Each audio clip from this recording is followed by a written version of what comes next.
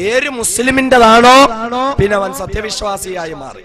നമ്മളെല്ലാവരെയും സത്യവിശ്വാസികൾ എന്ന് വിളിക്കുക. എന്നാൽ അല്ലാഹു റബ്ബുൽ ഇസ്സത്തിന്റെ ലിസ്റ്റിൽ സത്യവിശ്വാസി ആരാ? നമ്മളെ സംബന്ധിച്ചിടത്തോളം ഗവൺമെന്റിന്റെ ലിസ്റ്റിൽ മുസ്ലിമാണോ? റേഷൻ കാർഡിൽ മുസ്ലിമാണോ? മഹലിന്റെ ലിസ്റ്റിൽ പേരുണ്ടോ? മുസ്ലിമാ? എല്ലാവരും മുസ്ലിമാ? പലിശ തിന്നുന്നവനും നമ്മുടെ ലിസ്റ്റിൽ മുസ്ലിമാ? കള്ളു കുടിക്കുന്നവനും നമ്മുടെ ലിസ്റ്റിൽ മുസ്ലിമാ? ഹബീബായ മുത്തലി മുഹമ്മദ് മുസ്തഫ സല്ലല്ലാഹു അലൈഹി വസല്ലമ തങ്ങളെ എതിർത്തുകൊണ്ട് ദാടിയും അടിച്ചു സുന്നത്തുമായി ബന്ധപ്പെടാതെ ജീവിക്കുന്നവരും നമ്മുടെ ലിസ്റ്റിൽ മുസ്ലിമാ? പർദയില്ലാതെ ശരീരത്തിന്റെ തടിപ്പും തുടിപ്പും വെളുപ്പും പുറത്തു കാട്ടി നാണമില്ലാതെ ശരീരവും ആട്ടിക്കുടച്ച് നടക്കുന്ന പെണ്ണും നമ്മുടെ ലിസ്റ്റിൽ മുസ്ലിമാ? അള്ളാന്റെ ലിസ്റ്റിൽ മുസ്ലിമാകാൻ പറ്റുന്നുണ്ടോ? ദുനിയാവിൽ ആര് നമ്മുടെ മുസ്ലിം അല്ലെന്ന് പറഞ്ഞാലും കുഴപ്പമില്ല, അള്ളാഹു നമ്മളെ മുസ്ലിം അല്ല എന്ന് പറഞ്ഞാൽ കുഴപ്പമാ. അള്ളാഹുവിന്റെ മുന്നിൽ അംഗീകരിക്കപ്പെടണം. പടച്ചോൻ പറയുന്നു, യഥാർത്ഥ സത്യവിശ്വാസി ഇന്നമൽ മുഅ്മിനൂൻ അല്ലദീ ദുഖിറല്ലാഹു വജിലത് ഖുലൂബുഹും. സത്യവിശ്വാസി എന്ന് പറഞ്ഞാൽ അള്ളാഹുവിനെ പറ്റി അവരുടെ മുന്നിൽ ഇങ്ങനെ പറയപ്പെട്ടാൽ ഒരു പേടിയുണ്ടാവും, ഹൃദയത്തിൽ ഒരു ചലനം ഉണ്ടാവും, ഒരു ചലനം ഉണ്ടാവും. അള്ളാഹുവിനെ പറ്റി ഇങ്ങനെ കേൾക്കുമ്പോൾ, അള്ളാഹുവിന്റെ വിധിവിലക്കുകൾ ചർച്ച ചെയ്യപ്പെടുമ്പോൾ, അള്ളാഹുവിന്റെ ശിക്ഷയുടെ കേദാരമായ നരകത്തെ പറ്റി ചർച്ച ചെയ്യുമ്പോൾ ഹൃദയത്തിൽ ഇങ്ങനെ ഒരു പേടി ഉണ്ടാവും. പേടിയോടുകൂടി എഴുന്നേറ്റ് പോകുന്നവരാ സത്യവിശ്വാസികൾ. അല്ലെ, നമുക്കതൊക്കെ ഉണ്ടോ? 2 ദിവസമായിട്ട് മരണത്തെ പറ്റി കേട്ടു, ഖബറിനെ പറ്റി കേട്ടു, വിചാരണയെ പറ്റി കേട്ടു, നാം മറന്നുകൊണ്ടിരിക്കുന്ന മഹാസത്യങ്ങളെ പറ്റി കേട്ടു. എന്ത് മാറ്റമാണ് നമുക്കുണ്ടായേ? ലോകത്ത് എവിടെയൊക്കെ വൗലുണ്ടോ, ഈ പരിസരത്ത് എവിടെയൊക്കെ വൗലുണ്ടോ അവിടെയൊക്കെ ആളാണ്. എല്ലായിടത്തും നമ്മൾ വൗല് കേൾക്കാൻ പോവും. പക്ഷെ എന്ത് മാറ്റം നമുക്കുണ്ടായി? എത്രയോ കഴിവുള്ള പ്രഭാഷകന്മാരുടെ CD 100 പ്രാവശ്യം നമ്മൾ കേട്ടിട്ടുണ്ടാവും. പക്ഷെ നമുക്കെന്ത് മാറ്റം ഉണ്ടായി? മുസ്ലിം ആയിട്ടില്ല, നമ്മൾ സത്യവിശ്വാസി ആയിട്ടില്ല. നമ്മൾ ഹൃദയത്തിൽ ഒരു പേടി. ദീനിന്റെ സദസ്സിലിരിക്കുമ്പോൾ, ദീനിന്റെ സദസ്സൊക്കെ പറഞ്ഞാല് പേടി ഉണ്ടാകാനുള്ള സദസ്സാണ്, പേടി ഉണ്ടാകാനുള്ള സദസ്സാണ്. എഴുന്നേറ്റ് പോകുമ്പോൾ ഒരു പേടിയോടെ എണീറ്റ് പോകണം. അല്ലാതെ 3 മണിക്കൂർ ഒരു സിനിമ കണ്ടതുപോലെ കുറെ തമാശയൊക്കെ കേട്ടൊന്ന് കുലുങ്ങി ചിരിച്ച് 2 പാട്ടൊക്കെ കേട്ട് കുറെ പഞ്ച് ഡയലോഗുകളൊക്കെ കേട്ട് സന്തോഷത്തോടെ അങ്ങ് പോവുക. ഒരു സിനിമ കണ്ട പ്രതീതി അങ്ങനൊന്നും അല്ല. ദീനിന്റെ സദസ് അതിനു വേണ്ടിയിട്ടുള്ളതല്ല. എല്ലാവർക്കും ഒരു ധാരണയുണ്ട്. എന്താണ്? വഅളാകണോ? ഒരു 5-6 തമാശ ഫർളാ, അല്ലേ? പിന്നെ കുറച്ച് പാട്ടുകൾ വേണം. പിന്നെ ഇപ്പൊ പുതിയ സാധനം ഇറങ്ങിയിട്ടുണ്ട്, 5-6 പഞ്ച് ഡയലോഗ്. പഞ്ച് ഡയലോഗ് വേണം എങ്കിലേ വഅളാവുള്ളൂ. ഇനി കുറച്ചു നാളും കൂടെ കഴിയുമ്പോഴത്തേക്ക് ഇനി വഅളാകണമെങ്കിൽ ഉസ്താദ്മാര് മൈക്കൊക്കെ മാറ്റി വെച്ചിട്ട് 2 സ്റ്റണ്ട് സീനും കൂടെ കാണിക്കേണ്ടി വരും, എങ്കിലേ വഅളാവുള്ളൂ. ഞാനീ പറഞ്ഞത് മതപ്രഭാഷണ വേദിയിൽ പാട്ടുപാടലെ ഹറാമൊന്നും അല്ല, തമാശ പറയലും ഹറാമല്ല. പറയാം, സദസ്സിനൊരു ഉണർവുണ്ടാകും. തമാശയൊക്കെ കേട്ടൊന്ന് കുലുങ്ങുമ്പോ, അടുത്തിരിക്കുന്ന ആള് കുലുങ്ങുമ്പോ ഉറങ്ങിക്കൊണ്ടിരിക്കുന്ന കാക്ക ഉണരുമല്ലോ, അപ്പൊ കുഴപ്പമില്ല, സദസ്സൊന്ന് ഉണർന്നോട്ടെ. സദസ്സിനൊരു ഉന്മേഷം ഉണ്ടാകാൻ വേണ്ടി പറയാം, തെറ്റൊന്നുമില്ല. പക്ഷേ ഒരു ദീനിയായ സദസ്സിന്റെ ഏറ്റവും വലിയ ലക്ഷ്യം എന്ന് പറഞ്ഞാൽ പേടി ഉണ്ടാകണം, പടച്ചോനെ പേടി ഉണ്ടാകണം, തഖ്വ ഉണ്ടാക്കിയെടുക്കാൻ പറ്റണം. അവനാ ഒരു സത്യവിശ്വാസി. ശേഷം അല്ലാഹു തആല പറയുന്നു, ഒരു സത്യവിശ്വാസിയുടെ അടയാളം വഇദാ തുലിയത് അലൈഹിം ആയാതുഹു സാദത്ഹും ഈമാനാ വഅലാ റബ്ബിഹിം യതവക്കലൂൻ.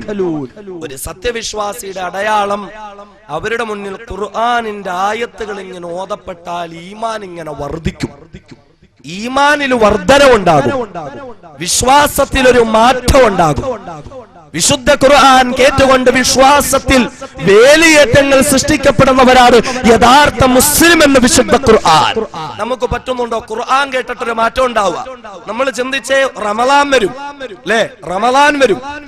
റമളാനില് തറാവീഹിന് എല്ലാരും പള്ളിയിലുണ്ടാവും. ആദ്യത്തെ ദിവസം പള്ളിയിലുണ്ടാകും. 20 റക്അത്ത് തറാവീഹ് നിസ്കരിച്ചു.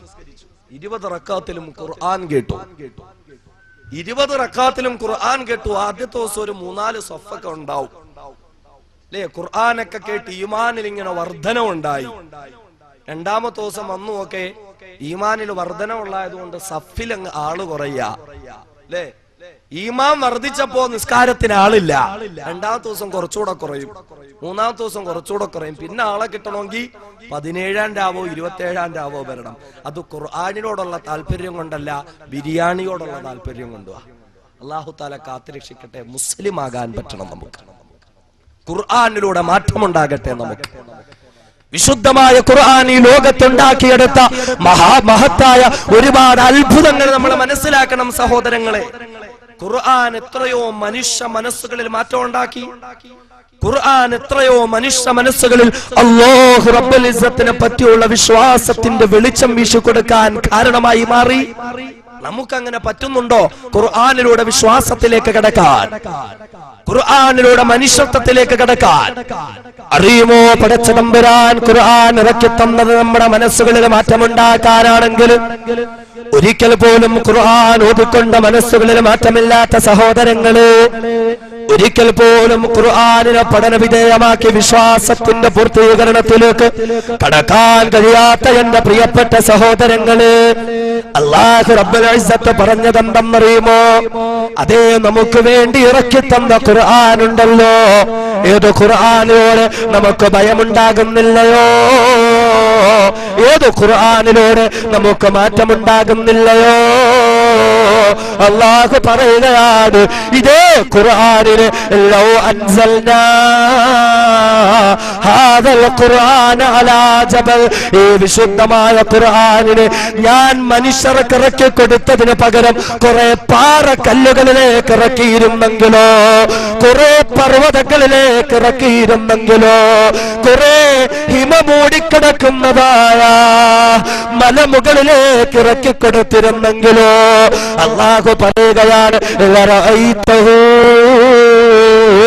നബിയേ, താങ്കൾക്ക് കാണാൻ പറ്റുമായിരുന്നു നബിയേ, ഖാശിഅൻ മുതസദ്ദിഅൻ മിൻ ഖശിയത്തില്ലാഹ്, അല്ലാഹുവിനെ ഭയപ്പെട്ടുകൊണ്ട്, അല്ലാഹുവിനെ ഭയപ്പെട്ടുകൊണ്ട് ഓ പർവ്വതങ്ങൾ വിറച്ചു പോകും നബിയേ, ഓ പർവ്വതങ്ങൾ കുലുങ്ങിപ്പോകും നബിയേ.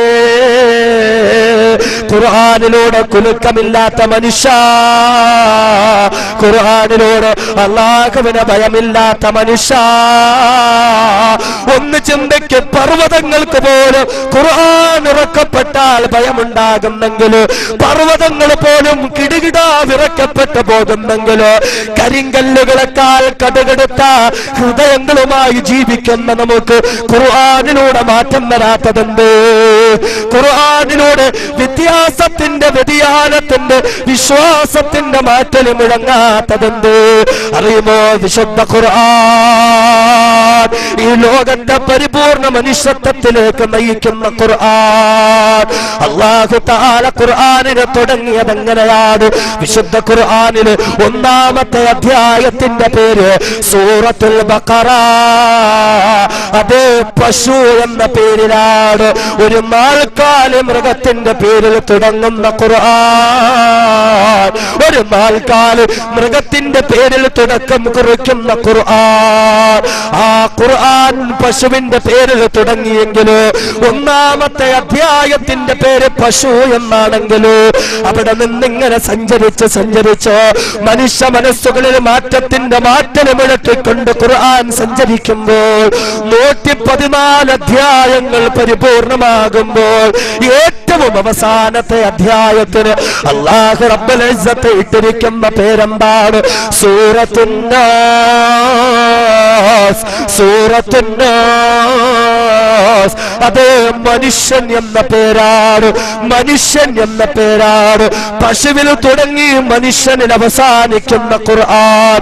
അതേ ഒരു നാൽക്കാലി മൃഗത്തെ പോലെ അതപ്പതിച്ച ജീവിതത്തിൻ്റെതായ മാർഗങ്ങളിലൂടെ സഞ്ചരിച്ച ഇരുകാലി മൃഗങ്ങളായ മർത്യരുണ്ടല്ലോ, അവരെങ്ങനെ പരിവർത്തനത്തിന്റെ പാതയിലൂടെ കൈപിടിച്ചു കൊണ്ടുപോയി പരിപൂർണ മനുഷ്യരാക്കുന്ന ഖുർആൻ.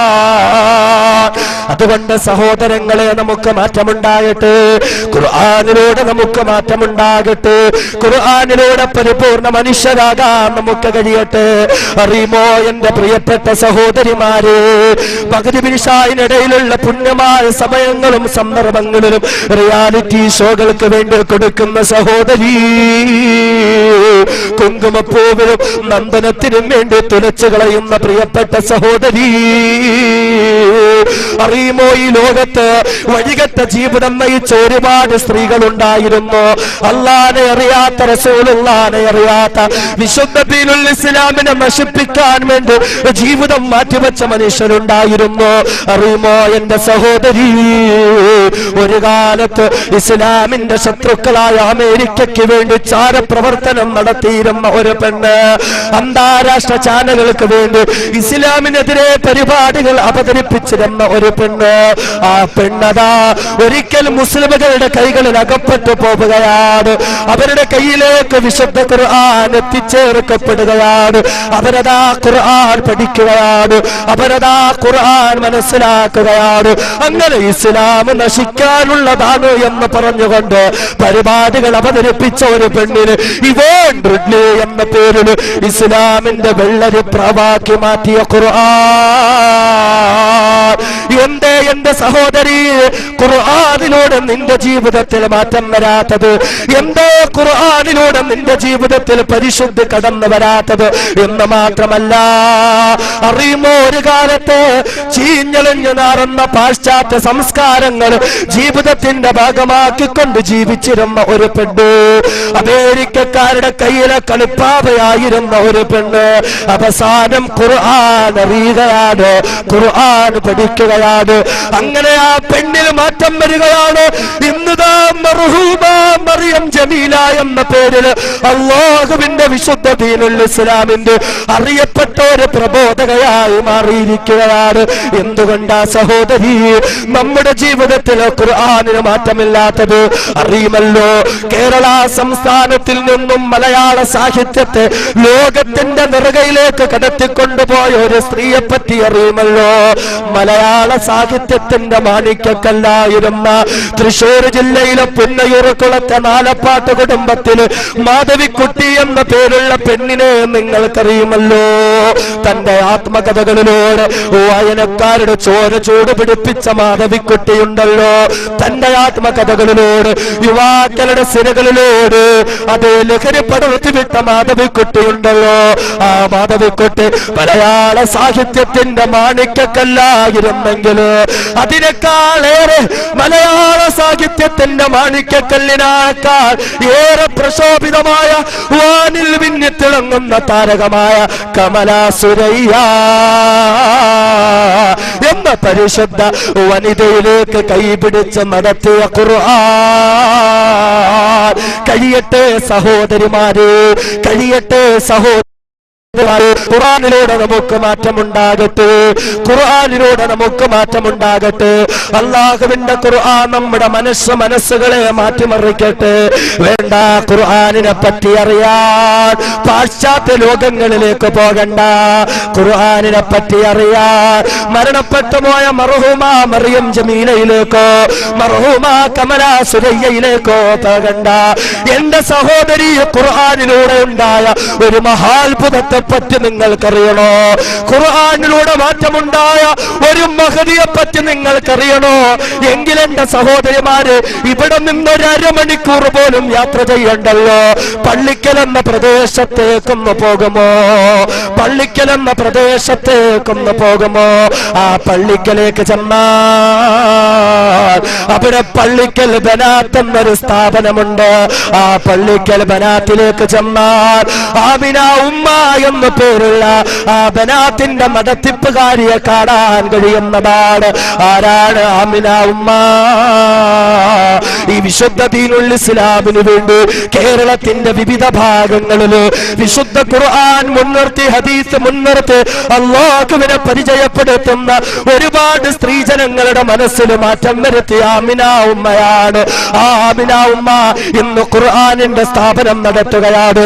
ആമിന ഉമ്മ നടത്തിയ ഖുർആനിന്റെ ഖുർആനിന്റെ സ്ഥാപനത്തിൽ നിന്നും ഈ വിനീതന്റെ പ്രിയപ്പെട്ട ഭാര്യ ഉൾപ്പെടെ 13 പെൺകുട്ടികളാണ് വിശുദ്ധ ഖുർആൻ മുഴുവനും മനഃപ്പാഠമാക്കി ഹാഫിളാത്തുകളായി സമുദായത്തിന് സമർപ്പിക്കപ്പെട്ടതെങ്കിലോ ആമിന ഉമ്മായ നിങ്ങൾക്കറിയുമോ? ഒരു ദിവസം പള്ളിക്കലേക്കൊന്ന് പോകുമോ? ഒരു ദിവസം ആമിന ഉമ്മായെ ഒന്ന് കാണുമോ? അറിയുമോ? ഇന്ന് ഖുർആൻ പഠിപ്പിക്കുന്ന ആമിന ഉമ്മ ഇന്ന് കേരളത്തിന്റെ വിവിധ ഭാഗങ്ങളിലേക്ക് അല്ലാഹുവിനെ പരിചയപ്പെടുത്താൻ ഒരുപാട് സാമുദായിക സംഘടനകള് 100 വിളികൾ ആമിന ഉമ്മയുടെ വീട്ടിലേക്ക് വരികയാണ്. ഒരു ദിവസം ഒന്ന് വരുമോ? 1 മണിക്കൂർ അല്ലാഹനെ പറ്റി ഞങ്ങളുടെ പെണ്ണുങ്ങൾക്കൊന്ന് ക്ലാസ് എടുക്കുമോ? കേരളക്കരയിൽ ഒരുപാട് സംഘടനകൾ കാതോർത്തിരിക്കുകയാണ്. ഈ വിനീതം തന്നെ പാലക്കാട് ജില്ലയിലെ ഐഡിയൽ റിലീഫ് കമ്മിറ്റി എന്ന ഒരു സംഘടനയുടെ പരിപാടിക്ക് വേണ്ടി പോകുമ്പോൾ അവിടെയുള്ള പ്രവർത്തകർ കാല് പിടിച്ചു പറഞ്ഞു, ഉസ്താദ് ഒരു ദിവസം ആമിന ഉമ്മയെ ഞങ്ങൾക്ക് വേണ്ടി ഒന്ന് ബുക്ക് ചെയ്തു തരുമോ? ട്രെയിനിലോ കാറിലോ സഞ്ചരിക്കേണ്ടതില്ല. തിരുവനന്തപുരത്ത് നിന്നും ഫ്ലൈറ്റിൽ യാത്ര ചെയ്ത് കോയമ്പത്തൂർ വന്ന് അവിടെ നിന്നും 1 മണിക്കൂർ AC കാറിൽ യാത്ര ചെയ്തിട്ട് ഞങ്ങളുടെ കൊല്ലങ്കോട് പ്രദേശത്തേക്ക് വന്ന് 1 മണിക്കൂർ അല്ലാഹനെ പറ്റി ഒന്ന് പറയാൻ ഞങ്ങൾക്ക് തരുമോ? ഇപ്രകാരം കേരളത്തിന്റെ നാനാഭാഗങ്ങളിൽ നിന്നും ആമിന ഉമ്മയുടെ 1 മണിക്കൂർ ക്ലാസ്സിന് വേണ്ടി ജനങ്ങൾ ക്യൂ നിൽക്കുകയാണെങ്കിൽ എന്റെ പ്രിയപ്പെട്ട സഹോദരി, എന്റെ ശബ്ദം കേൾക്കുന്ന ഉമ്മമാര്, ആരാണ് ആമിന ഉമ്മ എന്ന് നിങ്ങൾക്കറിയുമോ? ആരാണ് ആമിന ഉമ്മ നിങ്ങൾക്കെന്നറിയുമോ? ആമിന ഉമ്മ നിങ്ങളെപ്പോലെ മുസ്ലിമായി ജനിച്ചവരല്ല. ആമിന ഉമ്മ നിങ്ങളെപ്പോലെ മുസ്ലിം കുടുംബത്തിൽ ബാങ്കും ഇഖാമത്തും കേട്ടുകൊണ്ട് പിറന്നു വീണവരല്ല. പിന്നെയോ ആമിന ഉമ്മ കടക്കൽ പ്രദേശത്തുള്ള അറിയപ്പെട്ട സമ്പന്നമായ ഒരു ബ്രാഹ്മണ കുടുംബത്തിൽ ഒരു പിതാവിന്റെ പ്രിയപ്പെട്ട മകളായിരുന്നു ആമിന. അന്നവരുടെ പേര് ഗീത എന്നായിരുന്നു. ഗീത എന്ന ഒരു പെൺകുട്ടിയായിരുന്നു വന്നവര്. ഏക്കർ കണക്കിന് നെൽപ്പാടങ്ങൾ സ്വന്തമായ ഒരു വിശാലമായ കുടുംബക്ഷേത്രം പോലുമുള്ള ഒരു സമ്പന്നനായ പിതാവിന്റെ പ്രിയപ്പെട്ട പുത്രിയായിരുന്നു ഗീത. അതെ, അവരിൽ മാറ്റം വരുത്തുന്ന ഖുർആൻ. ഗീത എന്ന പെൺകുട്ടി ഖുർആൻ അറിയുകയാണ്. ഗീത എന്ന പെണ്ണതാ ഖുർആൻ പഠിക്കുകയാണ്. അങ്ങനെ ഗീത എന്ന പെൺകുട്ടി ആമിന എന്ന മഹദിയായി മാറിയിരിക്കുകയാണ്. അല്ലാഹുവിന്റെ ഖുർആൻ പഠിപ്പിക്കുകയാണ്. വഴികേടിലേക്ക് പോയിക്കൊണ്ടിരുന്ന 100 കണക്കിന് പെൺകുട്ടികൾ ഇസ്ലാമിന്റെ വഴിത്താരയിലേക്ക് കൈപിടിച്ച് നടത്തിച്ചിരിക്കുകയാണ്. അറിയുമോ എന്റെ സഹോദരിമാര്, അങ്ങോട്ട് ചെന്നാൽ ആമിന ഉമ്മ പഴയകാല ചരിത്രങ്ങളായ പിറക്കുന്നതാണ്. പൊട്ടിക്കരഞ്ഞുകൊണ്ട് അവര് പറയുമായിരുന്നു, ഒരു കാലത്ത് 4 മണിക്ക് ഞാൻ എഴുന്നേൽക്കുമായിരുന്നു. 4 മണിക്ക് എഴുന്നേറ്റിട്ട് കുളിച്ച് ശുദ്ധിയായി ശുഭവസ്ത്രധാരിയായി ഞങ്ങളുടെ കുടുംബക്ഷേത്രത്തിലേക്ക് ഞാൻ പോകുമായിരുന്നു. അവിടേക്ക് പോയി എന്റെ ഇഷ്ടപ്പെട്ട ദൈവങ്ങളുടെ വിഗ്രഹങ്ങളുടെ മുന്നിൽ മണിക്കൂറുകളോളം പ്രാർത്ഥന നടത്തുമായിരുന്നു. മണിക്കൂറുകളോളം ഞാൻ ഭജനയിരിക്കുമായിരുന്നു. അതേ, അന്ന് ഞാൻ ഗീതയായിരുന്നെങ്കിൽ അല്ലാഹുവിന്റെ ഖുർആൻ ഞാൻ മനസ്സിലാക്കി ഇന്ന് ഞാൻ ആമിനയായിരിക്കുകയാണ്.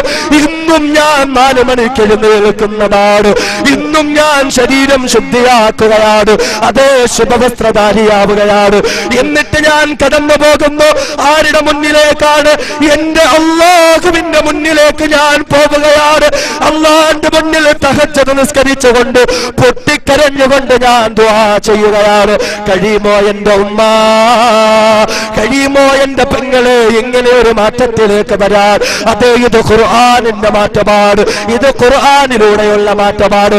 എന്റെ സഹോദരി, പർദ്ദ ധരിക്കാൻ മടിയുള്ള സഹോദരി, നിസ്കരിക്കാൻ മടിയുള്ള സഹോദരി, പർദ്ദ ധരിക്കാതെ പുരുഷന്റെ മുന്നിലോട് ശരീരത്തിന്റെ തുടിപ്പും വെളുപ്പും പുറത്ത് കാട്ടിക്കൊണ്ട് നാണമില്ലാതെ മാതകത്തിടമ്പ് പോലെ നടന്നു നീങ്ങുന്ന എന്റെ പ്രിയപ്പെട്ട പെങ്ങള്, അറിയുമോ ആമിന ഉമ്മയോട് അവരോടൊപ്പം ബ്രാഹ്മണ കുടുംബത്തിൽ ജനിച്ച ആമിന ഉമ്മയുടെ 2 പെൺമക്കൾ എന്നതാ ശരീരം മുഴുവനും മറച്ചുകൊണ്ട് ജീവിക്കുന്ന ഞങ്ങളൊരു മുസ്ലിമത്താണെന്ന് അഭിമാനത്തോടുകൂടി ലോകത്തിന്റെ മുന്നിൽ പ്രഖ്യാപിക്കുന്ന സഹോദരിമാരാണ്. നീ ഇന്ന് നിസ്കാരമില്ലാതെ, നീ ഇന്ന് പടച്ചവന ഭയമില്ലാതെ മഗ്‌രിബ് ഇശാഇനിടയിലുള്ള സമയത്ത് സീരിയൽ കണ്ട് കണ്ണീരൊഴുക്കിക്കൊണ്ടിരിക്കുമ്പോൾ ആമിന ഉമ്മയുടെ പ്രിയപ്പെട്ട പെൺമക്കളതാ രാവിലെ 4 മണിക്ക് എഴുന്നേറ്റ് തഹജ്ജുദ് നിസ്കരിച്ച് പൊട്ടിക്കരയുകയാണ്. മഗ്‌രിബ് കഴിഞ്ഞ് ഖുർആൻ ഓതി കരഞ്ഞുകൊണ്ട് ദുആ ചെയ്യുകയാണ്. എന്റെ സഹോദരിമാരെ, നിങ്ങൾക്ക് കഴിയുമോ? എന്റെ ശബ്ദം കേൾക്കുന്ന ഉമ്മ പെങ്ങന്മാരെ, നിങ്ങൾക്ക് കഴിയുമോ? നമുക്കെന്തേ ഖുർആനിലൂടെ മാറ്റമില്ലാത്തത്? നമുക്കെന്തേ ഖുർആനുമായി ബന്ധമില്ലാത്തത്? നമുക്കെന്തേ ഖുർആനിലൂടെ വിശ്വാസത്തിന്റെ പൂർത്തീകരണത്തിലേക്ക് കടക്കാൻ കഴിയാത്തത്? എന്റെ ഉമ്മമാരെ, നമുക്ക് മാറ്റമുണ്ടാകട്ടെ.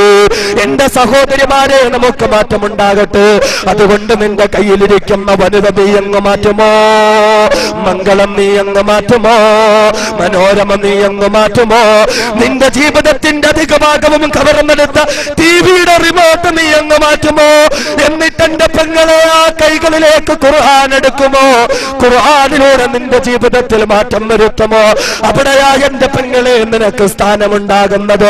അവിടെയാ എന്റെ പെങ്ങളെ നിന്റെ ജീവിതത്തിന് മൂല്യമുണ്ടാകുന്നത്. അതുപോലെ എന്റെ ശബ്ദം കേൾക്കുന്ന പ്രിയപ്പെട്ട സഹോദരന്മാര്, എന്റെ പ്രിയപ്പെട്ട ചെറുപ്പക്കാരാ, 4-കിട രാഷ്ട്രീയക്കാർക്ക് വേണ്ടി ജീവിതം കൊടുത്ത ചെറുപ്പക്കാരാ, സിനിമാ താരങ്ങൾക്ക്, ക്രിക്കറ്റ് താരങ്ങൾക്ക് വേണ്ടി ജീവിതവും യൗവനവും സമർപ്പിച്ചു കൊടുത്ത ചെറുപ്പക്കാരാ, അറിയുമോടാ, ഒരു കാലത്ത് നീ എന്ന ആരാധനാ പാത്രങ്ങളായി കൊണ്ടു നടക്കുന്ന ഒരുപാട് ചെറുപ്പക്കാരുടെ മനസ്സിലെ രാജകുമാരന്മാരായ 100 കണക്കിന് മനുഷ്യരുണ്ടായിരുന്നു. 100 കണക്കിന് മനുഷ്യരുണ്ടായിരുന്നു. അറിയുമോ, ലോകമറിയപ്പെട്ട ഇടുക്കൂട്ടിലെ സിംഹക്കുട്ടിയായിരുന്ന മനുഷ്യരുണ്ടായിരുന്നു. 100 കണക്കിന്, ആയിരക്കണക്കിന്, ലക്ഷക്കണക്കിന് ചെറുപ്പക്കാര് എന്നും അതാ തങ്ങളുടെ ടീഷർട്ടില് ഏതൊരു മനുഷ്യന്റെ ഫോട്ടോ പതിപ്പിച്ചുകൊണ്ട് നടന്നു. അങ്ങനെയുള്ള ആരാധനാ പാത്രങ്ങളായ മനുഷ്യരുണ്ടായിരുന്നു. ഇടുക്കൂട്ടിലെ സിംഹക്കുട്ടിയായിരുന്ന ക്ലേഷ്യസ് ക്ലേ എന്ന പേരുള്ള മനുഷ്യനെ എന്റെ പൊന്നുമോനെ നിനക്കറിയുമോ? ആ ക്ലേഷ്യസ് ക്ലേ അതാ അല്ലാഹുവിന്റെ ഖുർആൻ പഠിക്കുകയാണ്. അല്ലാഹുവിന്റെ ഖുർആൻ മനസ്സിലാക്കുകയാണ്. അങ്ങനെ ഖുർആനിലൂടെ ക്ലേഷ്യസ് ക്ലേ എന്നതാ മുഹമ്മദ് അലി എന്ന പേര് സ്വീകരിച്ചുകൊണ്ട് ഇടുക്കൂട്ടിലെ സിംഹക്കുട്ടിയായ മനുഷ്യൻ എന്നതാ മുഹമ്മദ് അലി എന്ന പേരിൽ ഇസ്ലാമിന്റെ ചുണക്കുട്ടിയായി മാറിയിരിക്കുകയാ. കഴിയുമോ ചെറുപ്പക്കാരാ, നിനക്കും ഒരു ചുണക്കുട്ടിയാകാൻ? അറിയുമോ, താൻ പങ്കെടുത്ത മത്സരങ്ങളിൽ 4 മത്സരങ്ങളിലൊഴികെ സകല മത്സരങ്ങളിലും മെഡൽ നേടിക്കൊണ്ട് വേൾഡ് ഹെവി വെയിറ്റ് ചാമ്പ്യനായിരുന്ന മൈക്ക് ടൈസൺ എന്ന മനുഷ്യനെ നിങ്ങൾക്കറിയുമോ? ഇടുക്കൂട്ടിന് പേടി സ്വപ്നമായിരുന്നു മൈക്ക് ടൈസൺ. തന്റെ ശത്രുക്കളായ എതിരാളികളുടെ കാതുപോലും പച്ചയ്ക്ക് കടിച്ചു പറിക്കാൻ മടിയില്ലാത്ത മനുഷ്യനായിരുന്നു മൈക്ക് ടൈസൺ എന്ന മനുഷ്യൻ. ഓ, മൈക്ക് ടൈസൺ ലഹരിക്ക് അടിമപ്പെട്ടവനായിരുന്നു. ലഹരിക്ക് വേണ്ടി ജീവിതം കൊടുത്തവനായിരുന്നു. എന്നാൽ അറിയുമോ, ആ മൈക്ക് ടൈസൺ മയക്കുമരുന്നിന് അടിമയായതുകൊണ്ട് ജയിലിൽ കിടക്കേണ്ടി വരികയാണ്. ഈ സമയത്ത് മൈക്ക് ടൈസന്റെ കയ്യിലേക്ക് വിശുദ്ധ ഖുർആൻ എത്തുകയാണ്. ആ മൈക്ക് ടൈസൺ ഖുർആൻ പഠിക്കുകയാണ്. അറിയുമോ, ഇന്ന് മൈക്ക് ടൈസൺ മലിക് അബ്ദുൽ അസീസ് എന്ന പേരിൽ ഇസ്ലാമിന്റെ വെള്ളരി പ്രാവായി മാറിയിരിക്കുകയാ. അങ്ങനെ എത്രയോ മനുഷ്യരുടെ മാറ്റം വരുത്തി ഖുർആൻ. A.R. റഹ്മാന്റെ പാട്ട് ഇഷ്ടപ്പെടുന്ന ചെറുപ്പക്കാരാ, മൈക്കിൾ ജാക്സന്റെയും ബോബ് മാർലിയുടെയും റോക്ക് മ്യൂസിക്കും പോപ്പ് മ്യൂസിക്കും കാതിലേക്ക് തിരികെ വെച്ചിട്ട് ജീവിതത്തിന്റെ ഒരുപാട് സമയം അതിനുവേണ്ടി കൊടുക്കുന്ന പൊന്നുമോനെ, അറിയുമോടാ, ഒരു കാലത്ത് പോപ്പ് മ്യൂസിക്കിന്റെ രാജകുമാരനായിരുന്ന 2ാം മൈക്കിൾ ജാക്സൺ എന്ന അപരനാമധേയത്താൽ അറിയപ്പെട്ട ഒരു മനുഷ്യനുണ്ടായിരുന്നു. അതേ കേറ്റ് സ്റ്റീഫൻ എന്ന ഒരു മനുഷ്യനാണ്. ലോകത്തിന്റെ വിവിധ ഭാഗങ്ങളിൽ ലക്ഷക്കണക്കിന് ആരാധകരാണ്. അവരുടെ എല്ലാം സിരകളിലൂടെ പോപ്പ് മ്യൂസിക്കിന്റെയും റോക്ക് മ്യൂസിക്കിന്റെയും ലഹരി പടർത്തിവിട്ടതായ കേറ്റ് സ്റ്റീഫൻ എന്ന മനുഷ്യരുണ്ടല്ലോ. അദ്ദേഹം രോഗബാധിതനായ ഒരു ആശുപത്രി കിടക്കയിൽ കിടക്കുകയാണ്. അദ്ദേഹത്തിന്റെ സുഹൃത്തായ ഒരു മുസ്ലിമായ സഹോദരൻ കാണാൻ വരുമ്പോൾ ഒരു ഖുർആനിന്റെ ഇംഗ്ലീഷ് പ്രതിയും കൊണ്ട് കൊണ്ടുവരികയാണ്. അദ്ദേഹത്തിന്റെ തലയണക്കരികിൽ വെച്ച് പോവുകയാണ്. വെറുതെ കിടന്നു മുഷിയുമ്പോൾ കെ സ്റ്റീവൻ അതാ ഖുർആൻ തുറന്നു നോക്കുകയാണ്. എത്രയോ നല്ല വാചകങ്ങളാണ്, എത്രയോ നല്ല വചനങ്ങളാണ് മനുഷ്യ ജീവിതത്തിൽ മാറ്റം വരുത്തുന്ന എത്രയോ നല്ല നല്ല ദിവ്യസൂക്തങ്ങളാണ്. അത് ആ കെ സ്റ്റീവനിൽ മാറ്റം വരികയാണ്. ഒരു കാലത്ത് ലോകം മുഴുവനും മ്യൂസിക്കിന് വേണ്ടി യാത്ര നടത്തി. അതേ അന്ന് ഞാൻ ഗീതയായിരുന്നെങ്കിൽ അല്ലാഹുവിന്റെ ഖുർആൻ ഞാൻ മനസ്സിലാക്കി ഇന്ന് ഞാൻ ആമിനയായിരിക്കുകയാണ്. ഇന്നും ഞാൻ 4 മണിക്ക് എഴുന്നേൽക്കുന്നതാണ്. ഇന്നും ഞാൻ ശരീരം ശുദ്ധിയാക്കുകയാണ്. അതേ ശുഭവസ്ത്രധാരിയാവുകയാണ്. എന്നിട്ട് ഞാൻ കടന്നു പോകുന്നു ആരുടെ മുന്നിലേക്കാണ്? എന്റെ അല്ലാഹുവിന്റെ മുന്നിലേക്ക് ഞാൻ പോവുകയാണ്. അല്ലാഹുവിന്റെ മുന്നിൽ തഹജ്ജുദ് നിസ്കരിച്ചുകൊണ്ട് പൊട്ടിക്കരഞ്ഞുകൊണ്ട് ഞാൻ ദുആ ചെയ്യുകയാണ്. കഴിയുമോ എന്റെ ഉമ്മ, കഴിയുമോ എന്റെ പെങ്ങളെ ഇങ്ങനെ ഒരു മാറ്റത്തിലേക്ക് വരാൻ? അതേ ഇത് ഖുർആനിന്റെ മാറ്റമാണ്, ഇത് ഖുർആനിലൂടെയുള്ള മാറ്റമാണ്. എന്റെ സഹോദരി, പർദ്ദ ധരിക്കാൻ മടിയുള്ള സഹോദരി, നിസ്കരിക്കാൻ മടിയുള്ള സഹോദരി, പർദ്ദ ധരിക്കാതെ പുരുഷന്റെ മുന്നിലോട് ശരീരത്തിന്റെ തുടിപ്പും വെളുപ്പും പുറത്ത് കാട്ടിക്കൊണ്ട് നാണമില്ലാതെ മാതകത്തിടമ്പ് പോലെ നടന്നു നീങ്ങുന്ന എന്റെ പ്രിയപ്പെട്ട പെങ്ങള്, അറിയുമോ ആമിന ഉമ്മയോടൊപ്പം ബ്രാഹ്മണ കുടുംബത്തിൽ ജനിച്ച ആമിന ഉമ്മയുടെ 2 പെൺമക്കൾ എന്നതാ ശരീരം മുഴുവനും മറച്ചുകൊണ്ട് ജീവിക്കുന്ന ഞങ്ങളൊരു മുസ്ലിമത്താണെന്ന് അഭിമാനത്തോടുകൂടി ലോകത്തിന്റെ മുന്നിൽ പ്രഖ്യാപിക്കുന്ന സഹോദരിമാരാണ്.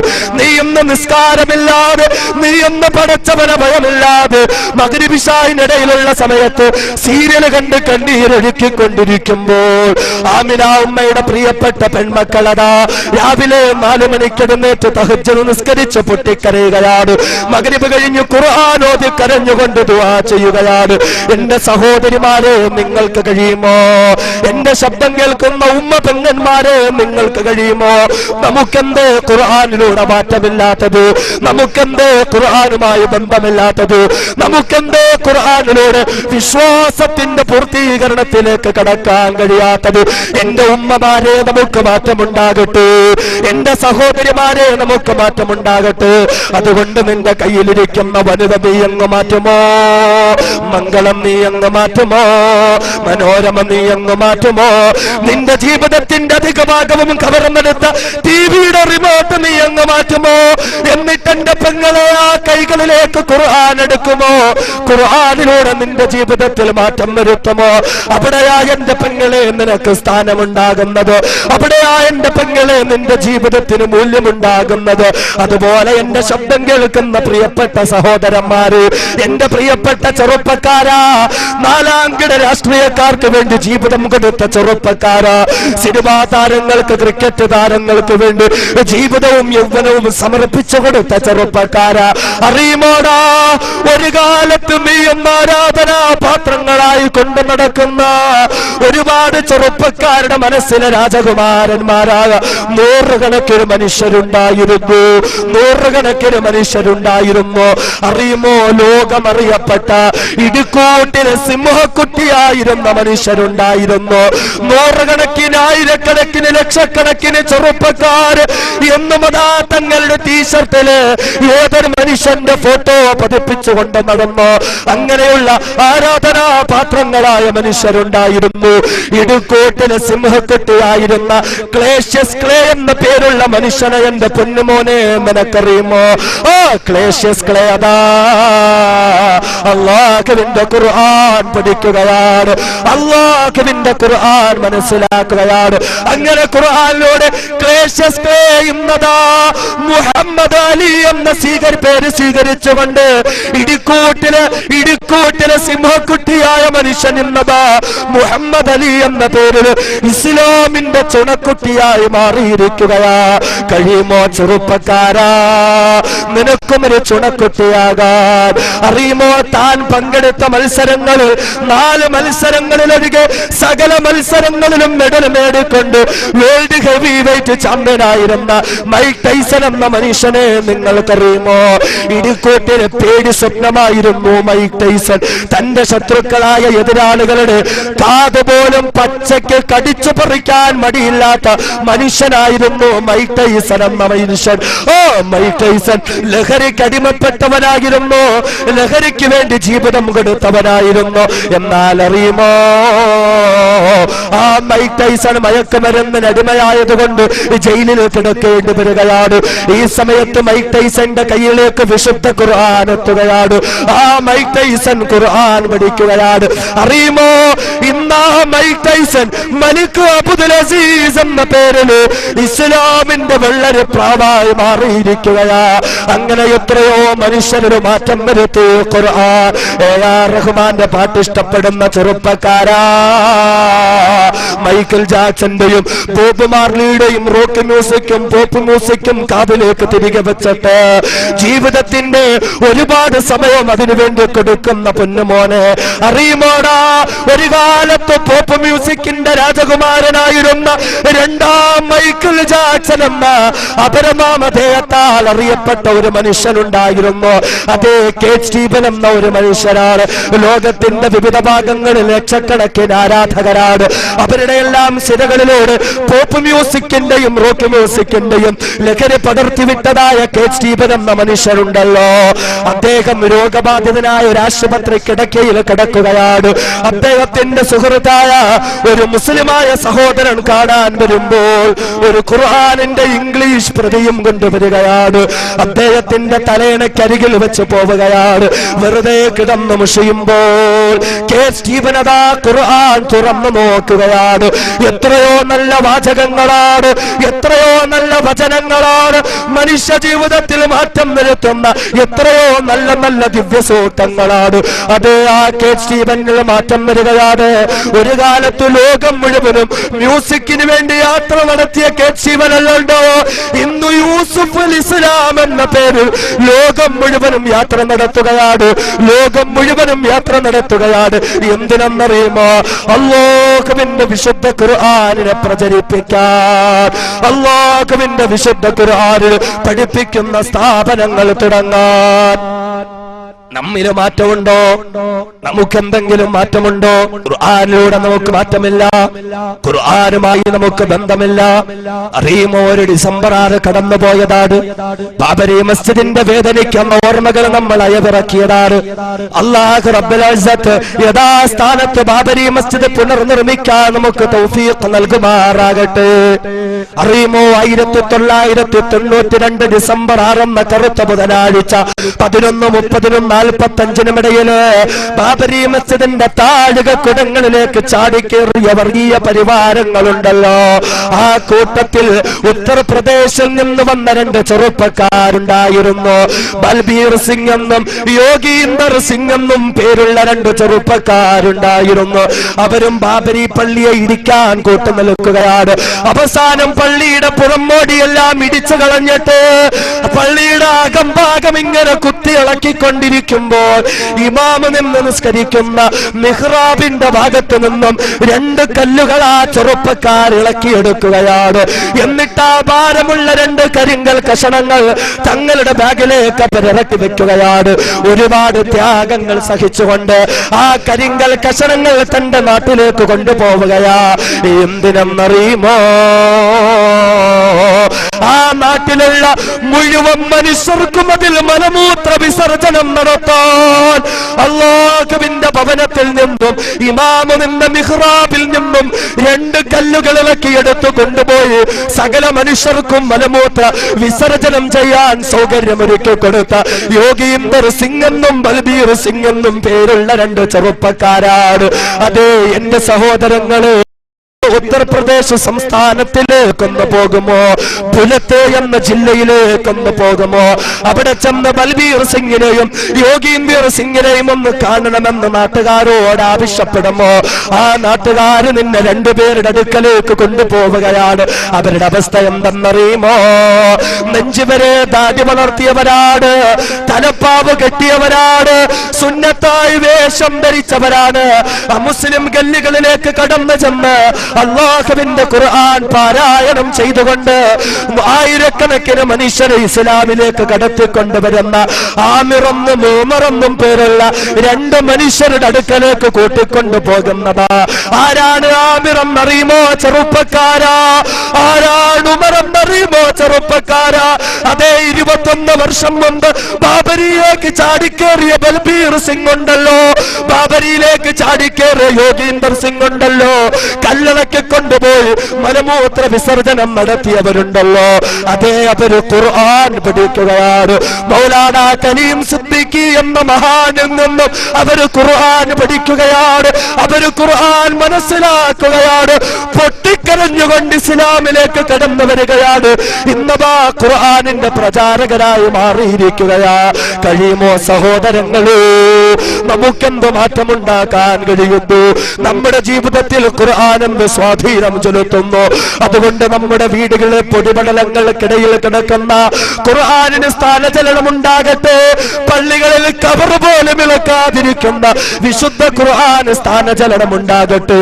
ഖുർആൻ പഠിക്കുവാൻ, ഖുർആൻ പാരായണം നടത്തുവാൻ, ഖുർആൻ പ്രാവർത്തികമാക്കുവാൻ, ഖുർആൻ പ്രചാരണം നടത്തുവാൻ കരുണക്കടലായ അല്ലാഹ് ഞങ്ങൾക്ക് നീ തൗഫീഖ് നൽകണേ നാഥാ. ഖുർആനിലൂടെ വന്ന മാറ്റമാണ് ലോകത്തിന്റെ നാനാഭാഗങ്ങളിൽ ഇസ്ലാമിന്റെ ശത്രുക്കളായ ഇസ്ലാമിനെ നശിപ്പിക്കാൻ നടന്ന മനുഷ്യർ, അവരിൽ പോലും മാറ്റം ഉണ്ടായി. അവരെല്ലാം ഇന്ന് ഖുർആനിന്റെ വക്താക്കളായി മാറിയെങ്കിൽ എന്തേ സഹോദരങ്ങളെ നമുക്ക് കഴിയാത്തത്? ലോകം ഇന്ന് ഖുർആനിലുണ്ടായ മാറ്റത്തിനാ കൊതിക്കുന്നത്. നമുക്കറിയാമല്ലോ, ഇന്ത്യ രാജ്യത്തെ സംബന്ധിച്ചിടത്തോളം ഇന്ത്യ രാജ്യത്ത് ഒരുപാട് പ്രശ്നങ്ങളുണ്ട്. ഒരുപാട് പ്രശ്നങ്ങളിലൂടെയും പ്രതിസന്ധികളിലൂടെയുമാണ് ഇന്ത്യ രാജ്യം മുന്നോട്ട് പോയിക്കൊണ്ടിരിക്കുന്നത്, അല്ലേ? ഇന്ത്യ രാജ്യത്തിന്റെ മോചനം എവിടെയാണ്? ഇന്ത്യ രാജ്യം ആരിലൂടെയാണ് മോചിപ്പിക്കപ്പെടുന്നത്? എല്ലാവരും ഇന്നിങ്ങനെ അതിനെപ്പറ്റി തലപുകഞ്ഞ് ആലോചിച്ചുകൊണ്ടിരിക്കുക, തലപുകഞ്ഞ് ആലോചിച്ചുകൊണ്ടിരിക്കുന്നു. ഇന്ത്യ രാജ്യത്തിന്റെ മോചനോടാ. പലരും പറയുന്നു ഈ കയ്യിലോട്ട് വെച്ചാൽ അത് ഇവിടെ അങ്ങ് സുഭദ്രമാവുന്ന, അങ്ങോട്ട് വെച്ചു കൊടുത്താൽ മതി, വലിച്ചു കീറി 4 കഷണമാക്കി ഇനി തരും. അല്ലാഹു തആല കാത്തു രക്ഷിക്കുമാറാകട്ടെ. ഇന്ത്യ രാജ്യത്തിന്റെ മോചനം എവിടെയാ? ഇന്ത്യ രാജ്യത്തിന്റെ മോചനം, അല്ലേ? അഴിമതി ഒരു പ്രശ്നമാണ്, കൈക്കൂലി ഒരു പ്രശ്നമാണ്, വർഗീയ കലാപങ്ങൾ ഒരു പ്രശ്നമാണ്, ആരാധനാലയങ്ങൾ തല്ലി തകർത്ത് തരിപ്പണമാക്കപ്പെട്ടിട്ട് ഈ സമുദായത്തിലെ, ഈ രാജ്യത്തിലെ ന്യൂനപക്ഷ വിഭാഗത്തിന്റെ അവകാശങ്ങൾ തള്ളിക്കളയുന്നതൊരു പ്രശ്നമാണ്. ഈ രാജ്യത്തുള്ള ന്യൂനപക്ഷ സമുദായമായ മുസ്ലിം സമുദായത്തിലെ ആയിരക്കണക്കിന് കോടിക്കണക്കിന് രൂപ വിലയുള്ള വഖഫ് ബോർഡിന്റെ വസ്തുവകകൾ പോലും അന്യാധീനപ്പെട്ടുകൊണ്ടിരിക്കുകയാണ്. പാവപ്പെട്ട ദലിത് സമുദായത്തിൽപ്പെട്ട ഹൈന്ദവ സഹോദരങ്ങൾ പട്ടിണി കൊണ്ടെന്ന് മരണപ്പെട്ടുകൊണ്ടിരിക്കുകയാണ്. എവിടെയാണ് ഇന്ത്യ രാജ്യത്തിനൊരു മോചനം ഉള്ളത്? ഇന്ത്യ രാജ്യത്തിന്റെ മോചനം എവിടെയാണ്? ഇനിയിപ്പോ ജനുവരി 26 വരും, അല്ലെ? ഒരു മാസം കഴിയുമ്പോൾ ജനുവരി 26 റിപ്പബ്ലിക് ദിനമായി. ഇന്ത്യ രാജ്യത്തിന്റെ വിവിധ ഭാഗങ്ങളിൽ ഗാന്ധിയന്മാരും രാഷ്ട്രീയ മേലാളന്മാരും മണിക്കൂറുകളോളം മൈക്ക് കടിച്ചു പറിച്ച് പ്രഭാഷണം നടത്തും. ഇന്ത്യ രാജ്യം രക്ഷപ്പെടണമെങ്കിൽ ഗാന്ധിയൻ സംസ്കാരങ്ങളിൽ മടങ്ങണമെന്ന്. ഇന്ത്യ രാജ്യം രക്ഷപ്പെടണമെങ്കിൽ ഗാന്ധിജി സ്വപ്നം കണ്ട ഇന്ത്യയിലേക്ക് മടങ്ങണം. തെറ്റൊന്നുമില്ല, ശരിയാണ്, ആയിക്കോട്ടെ. മോഹൻദാസ് കരംചന്ദ് ഗാന്ധി ഇന്ത്യ രാജ്യത്തുള്ള സർവ്വ മനുഷ്യരെ ആദരിക്കുന്നു, ബഹുമാനിക്കുന്നു. അദ്ദേഹം ഈ രാജ്യത്തിന്റെ രാഷ്ട്രപിതാവ് തന്നെയാണ്. എന്നാൽ എല്ലാവരും പറയുന്നു അദ്ദേഹം സ്വപ്നം കണ്ട് ഇന്ത്യയിലേക്ക് പോകണം. പക്ഷേ ഗാന്ധി സ്വപ്നം കണ്ട് ഇന്ത്യ ഏതാ അത് പറയാൻ ആരും തയ്യാറല്ല. ഗാന്ധി സ്വപ്നം കണ്ട് ഇന്ത്യയിലേക്ക് മടങ്ങട്ടെ, കുഴപ്പമില്ല. പക്ഷേ ഗാന്ധി സ്വപ്നം കണ്ട് ഇന്ത്യ ഏതാ അത് പറയാൻ ആരും തയ്യാറാവില്ല. അത് നമ്മളെങ്കിലും അറിയണം. ഗാന്ധി സ്വപ്നം കണ്ട് ഇന്ത്യ ഏതാ? ഗാന്ധി സ്വപ്നം കണ്ട് ഇന്ത്യ ഏതാണ്? അദ്ദേഹത്തിന്റെ പുസ്തകത്തിൽ മൈ ഓട്ടോബയോഗ്രാഫി, എന്റെ സത്യാന്വേഷണ പരീക്ഷണങ്ങൾ എന്ന പുസ്തകത്തിൽ എഴുതുന്നു, if India has to improve, India രക്ഷപ്പെടണോ, ഇന്ത്യ രാജ്യം ഗതിപിടിക്കണോ? അഴിമതിയില്ലാത്ത, കൈക്കോലിയില്ലാത്ത, വർഗീയ കലാപങ്ങളില്ലാത്ത, വർഗീയ കോമരങ്ങൾ ഉറഞ്ഞു തുള്ളാത്ത ഒരു ഇന്ത്യ രാജ്യം നിങ്ങൾക്ക് കാണണോ എങ്കിൽ it should be ruled by a dictator as honest and upright as Hazrat Umar.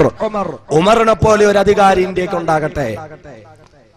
14 നൂറ്റാണ്ടുകൾക്ക് മുമ്പ് മദീന ആസ്ഥാനമാക്കിക്കൊണ്ട് ലോകത്തിന്റെ 4/3 ഭാഗത്തെയും ഭരിച്ച മഹാനായ അമീറുൽ മുഅ്മിനീൻ ഖലീഫ ഉമറുൽ ഫാറൂഖ് റളിയല്ലാഹു അൻഹുവിന്റെ ഭരണത്തിലേക്ക് ഇന്ത്യ രാജ്യം മടക്കപ്പെടട്ടെ. The best thing that happened to India. ഇന്ത്യയിൽ സംഭവിക്കാവുന്ന ഏറ്റവും നല്ല കാര്യം അതാണെന്നാണ് അദ്ദേഹം പറഞ്ഞത്. ഇന്ത്യയിൽ ഉണ്ടാകുന്ന ഏറ്റവും നല്ല കാര്യം ഉമറിനെ പോലെ ഈമാനും ആവേശവുമുള്ള ഒരാളുടെ കയ്യിലേക്ക് ഇന്ത്യ രാജ്യത്തിന്റെ ഭരണം ചെന്നെത്തലാണ്.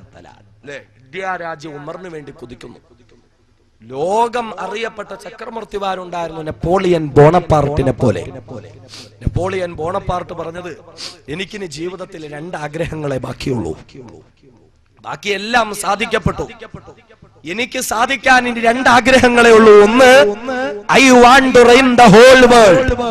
ലോകം മുഴുവനും എനിക്ക് ഭരിക്കണം, ലോകം മുഴുവനും എന്റെ കാൽ കീഴിലാക്കണം. അതെന്റെ അടക്കാനാകാത്തൊരാഗ്രഹമാണ്.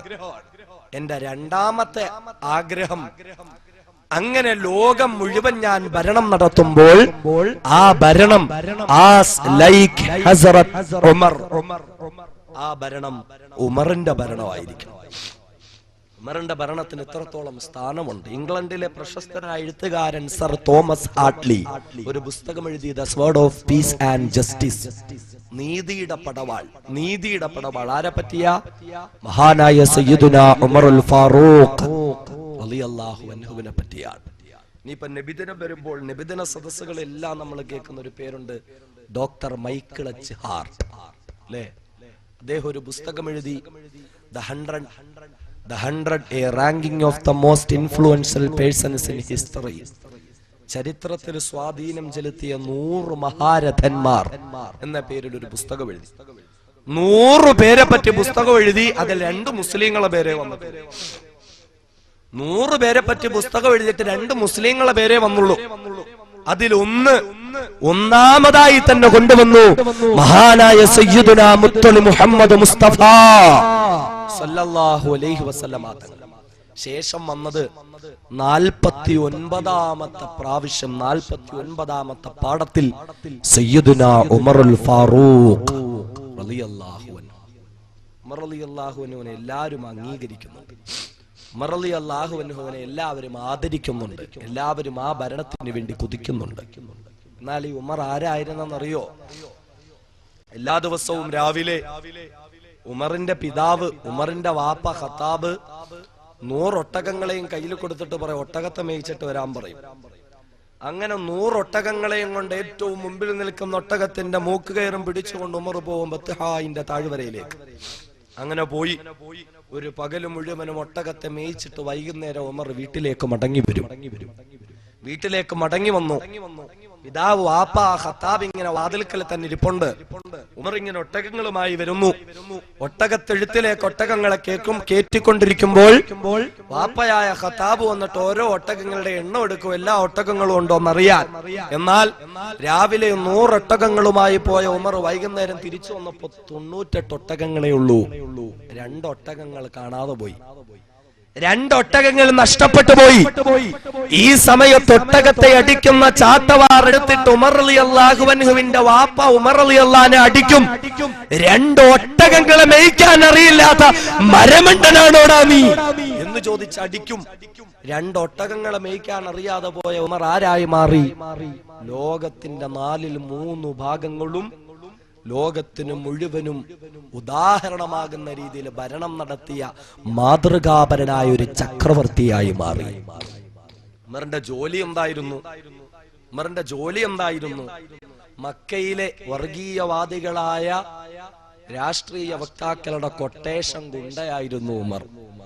അബൂജഹലിനും അബൂ സുഫിയാനും മുത്തുബത്തിനും ഷൈബത്തിനും ഒക്കെ ഏതെങ്കിലും പ്രതിയോഗികളെ കൊല്ലണമെങ്കിൽ ഉമറിനെ വിളിക്കും. ഉമറിനെ വിളിച്ചിട്ട് പറയും, ഉമറെ ഇത്ര രൂപ തന്നേക്കാം, പോയി അവരെ ഇങ്ങ് കൊന്നിട്ട് വരാൻ പറയും. കാല് വേണോ, തല വേണോ, കൈ വേണോ പറയുന്നതിന് കൊണ്ടുവന്ന് മുമ്പിൽ വെച്ചു കൊടുക്കും. അതിന് മിടുക്കനാ ഉമർ. എല്ലാവർക്കും ഉമറിനെ പേടിയാ, എല്ലാവർക്കും ഉമറിനെ പേടിയാ. അങ്ങനെ മക്കയിലെ കൊട്ടേഷൻ ഗുണ്ടയായിരുന്നു ഉമർ. ആ മഹാനായ ഉമറിനെ ഒരിക്കലിതാ ഖുറൈശി പ്രമുഖന്മാര് വിളിക്കുകയാണ്. എന്നിട്ട് ഉമറിനോട് പറയുന്നു, ഉമറേ, ഞങ്ങൾക്ക് വേണ്ടി നീ ഒരാളുടെ തലയറുക്കണം ഉമറേ. മഹാനായ ഉമർ റളിയല്ലാഹു അൻഹു തയ്യാറാവുകയാണ്. മഹാനായ ഉമർ റളിയല്ലാഹു അൻഹുവിന് 100 ഒട്ടകങ്ങളെ കൊടുക്കാമെന്ന് ഖുറൈശികളെ സമ്മതിക്കുകയാണ്. എന്നിട്ട് ഉമറിനോട് പറയുന്നു, ഉമറേ, ആരെയാണ് നീ കൊല്ലേണ്ടതെന്നറിയുമോ ഉമറേ? അത് വേറെ ആരെയുമല്ല ഉമറേ, അബ്ദുള്ളയുടെ പുത്രനായ മുഹമ്മദ് മുസ്തഫ സല്ലല്ലാഹു അലൈഹി വസല്ലമയുടെ തലയറുക്കണം ഉമറേ. അള്ളാന്റെ ഹബീബിന്റെ തലയെറുക്കാൻ ഉമറിന് കൊട്ടേഷൻ കൊടുക്കുകയാണ്. ഉമർ കൊട്ടേഷനും ഏറ്റെടുത്തുകൊണ്ട് കുതിരപ്പുറത്ത് കയറി ശരവേഗത്തിൽ പാഞ്ഞുകൊണ്ടിരിക്കുകയാണ്. പോകുന്ന വഴിയിൽ ഉമറിനെ ഒരു കൂട്ടുകാരൻ കാണുകയാണ്. മഹാനായ സഅദ് ഇബ്നു അബീ വഖാസ് റളിയല്ലാഹു അൻഹു കാണുകയാണ്.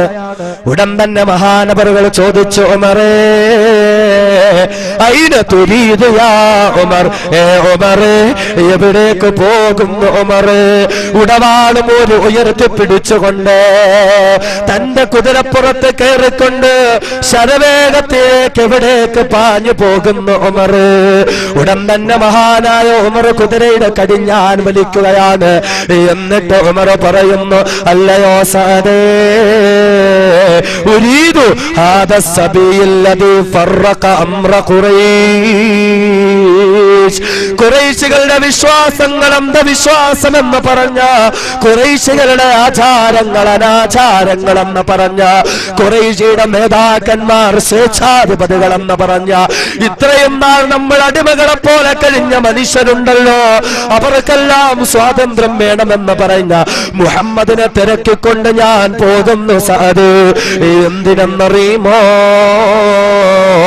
ഫഅഖ്തുലുഹു, ആ മുഹമ്മദിനെ കൊല്ലാൻ പോവുകയാണ്, ആ മുഹമ്മദിന്റെ തലയറുക്കാൻ പോവുകയാണ്.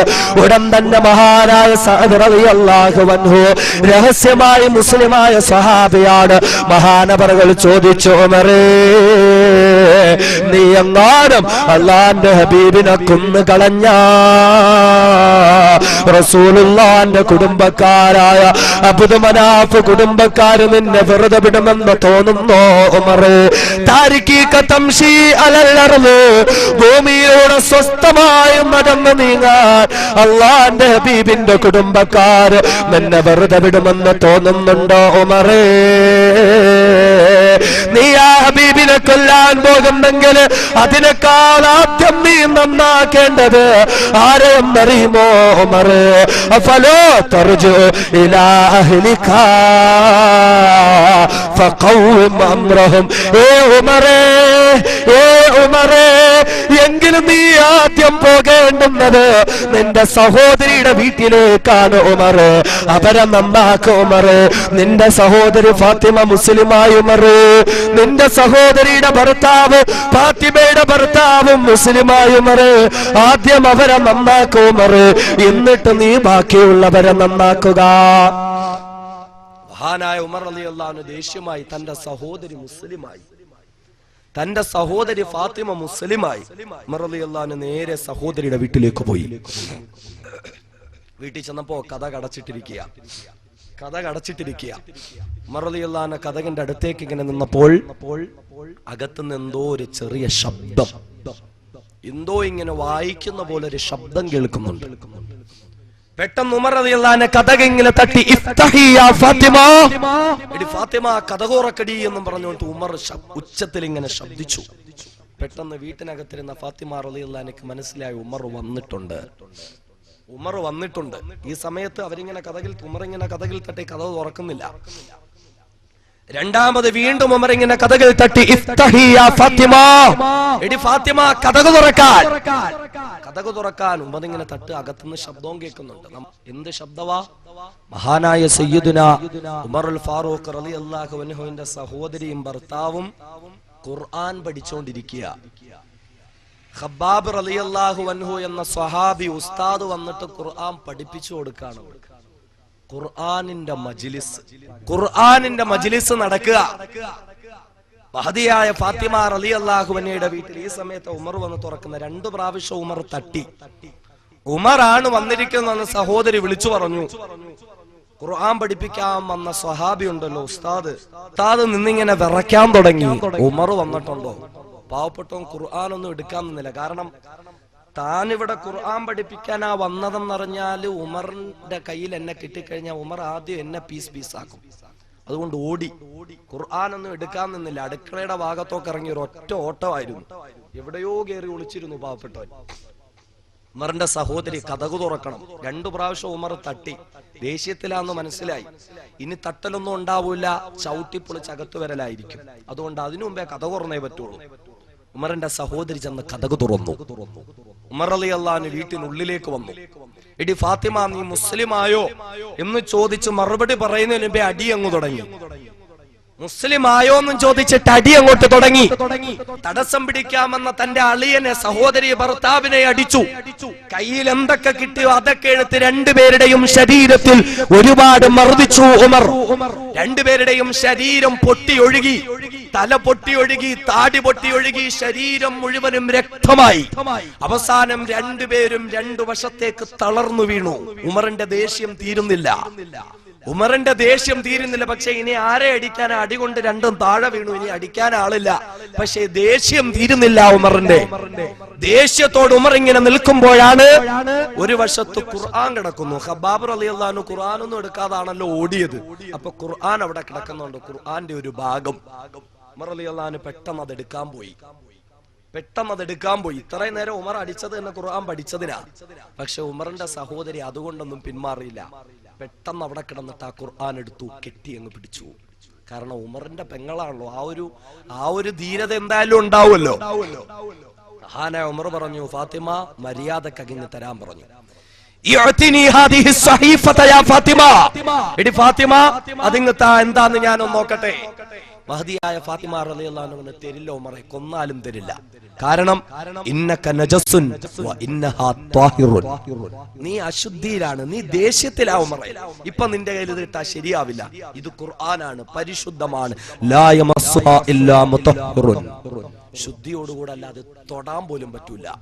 ഉമർ ചോദിച്ചു, ഫാത്തിമ എന്ത് വേണം? ഫാത്തിമ റളിയല്ലാഹു അൻഹ പറഞ്ഞു, നിനക്കിത് തരാം, നീ പോയി കുളിച്ച് ശുദ്ധിയായി വരാൻ പറഞ്ഞു.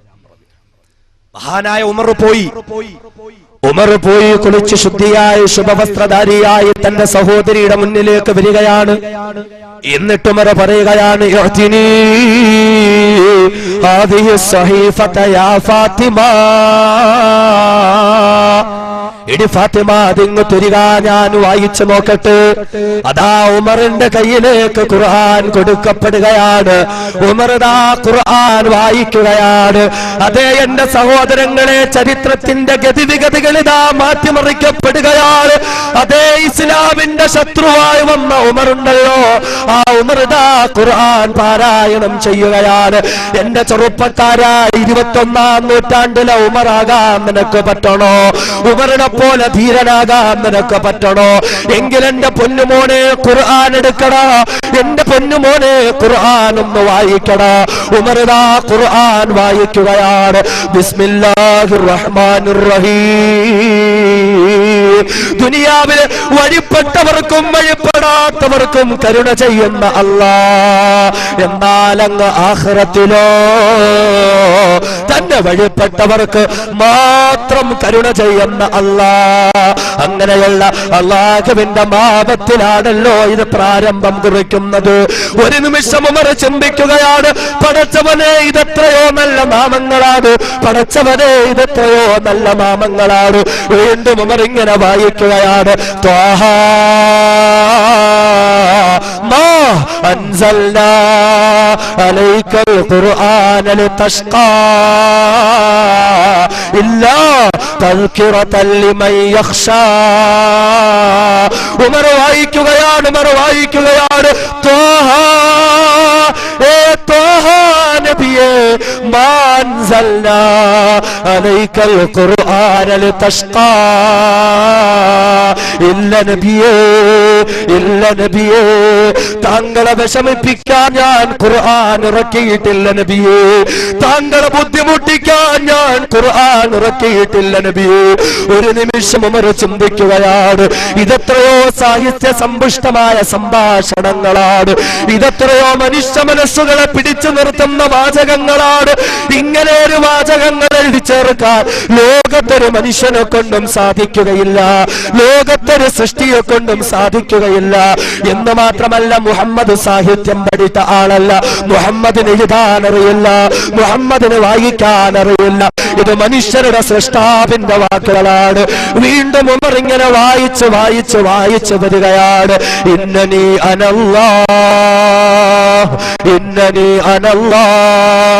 നിശ്ചയം ഞാനാണ് അല്ലാഹ്, നിശ്ചയം ഞാനാണ് അല്ലാഹ്. ലാ ഇലാഹ ഇല്ലാ അന ഫഅബ്ദുനി. അതുകൊണ്ട് എന്നെ മാത്രം ആരാധിക്കണേ, എനിക്ക് മാത്രം ഇബാദത്തുകൾ ചെയ്യണേ. ഉമറിന്റെ മനസ്സിൽ വിശ്വാസത്തിന്റെ വേലിയേറ്റങ്ങൾ സൃഷ്ടിക്കപ്പെടുകയാണ്. ഉമർ ചിന്തിക്കുകയാണ്, എല്ലാവരും അല്ലാഹുവിനെ ആരാധിക്കേണ്ടവരാണെങ്കിൽ, അല്ലാഹുവിനെ ലോകത്തിന്റെ സൃഷ്ടാവായ സർവചരാചരങ്ങളെയും സൃഷ്ടിച്ച് പരിപാലിക്കുന്ന ലോകത്തിന്റെ സർവേശ്വരനായ അല്ലാഹുവിനെ മാത്രം ആരാധിക്കേണ്ടവരാണെങ്കിൽ, ഉമർമാ അല്ലാഹുവിന്റെ അടിമയാണല്ലോ, ഉമർമാ അല്ലാഹുവിനെ ആരാധിക്കേണ്ടവരാണല്ലോ. ഉടൻ തന്നെ ഉമർ ചോദിച്ചു, ഫാത്തിമ ഐന മുഹമ്മദ് യാ ഫാത്തിമ. എടി ഫാത്തിമ, മുഹമ്മദ് ഇവിടെയുണ്ട് ഫാത്തിമ, എനിക്ക് മുഹമ്മദിനോടൊന്ന് സംസാരിക്കണം ഫാത്തിമ.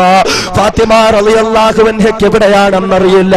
അകത്ത് കയറി ഒളിച്ചിരുന്ന സ്വഹാബിയുണ്ടല്ലോ, ഖുർആൻ പഠിപ്പിക്കാൻ വന്ന ഖബ്ബാബ് റളിയല്ലാഹു അൻഹു, മഹാനവറുകൾ പുറത്തേക്ക് വരികയാണ്. എന്നിട്ട് ചോദിച്ചു, ഉമറേ നിനക്കറിയണോ അള്ളാന്റെ ഹബീബ് എവിടെയുണ്ടെന്ന്? ഉമറേ നിനക്കറിയണോ? ഞാൻ പറഞ്ഞു തരാം ഉമറേ, ഞാൻ പറഞ്ഞു തരാം ഉമറേ. ഉറപ്പായും നീ റസൂലുള്ളാഹിനെ ഒന്ന് കാണണം ഉമറേ, ഉറപ്പായും റസൂലുള്ളാഹിനോട് സംസാരിക്കണം ഉമറേ. എന്താണ് കാര്യമെന്ന് ചോദിക്കുമ്പോൾ ഖബ്ബാബ് റളിയല്ലാഹു അൻഹു മറുപടി പറയുന്നു, ഉമറേ നിനക്കറിയുമോ, നീ റസൂലുള്ളാഹിന്റെ തലയെറുക്കാൻ വേണ്ടി നടക്കുമ്പോൾ, നീ റസൂലുള്ളാഹിനെ കൊന്ന് കൊലവിളിക്കാൻ നടക്കുമ്പോൾ, ഉമറേ പാതിരാത്രിയുടെ നിശബ്ദതയിൽ അല്ലാഹുവിന്റെ ഹബീബ് എഴുന്നേൽക്കുകയാണ്. അള്ളാന്റെ ഹബീബ് കാലും ഈരുവണ്ണം വെക്കുന്ന രീതിയിൽ അള്ളാന്റെ ഹബീബ് നിന്ന് നിസ്കരിക്കുകയാണ്. എന്നിട്ടതാ കണ്ണീരടിക്ക് പൊട്ടിക്കരഞ്ഞ് ദുആ ചെയ്യുകയാണ്.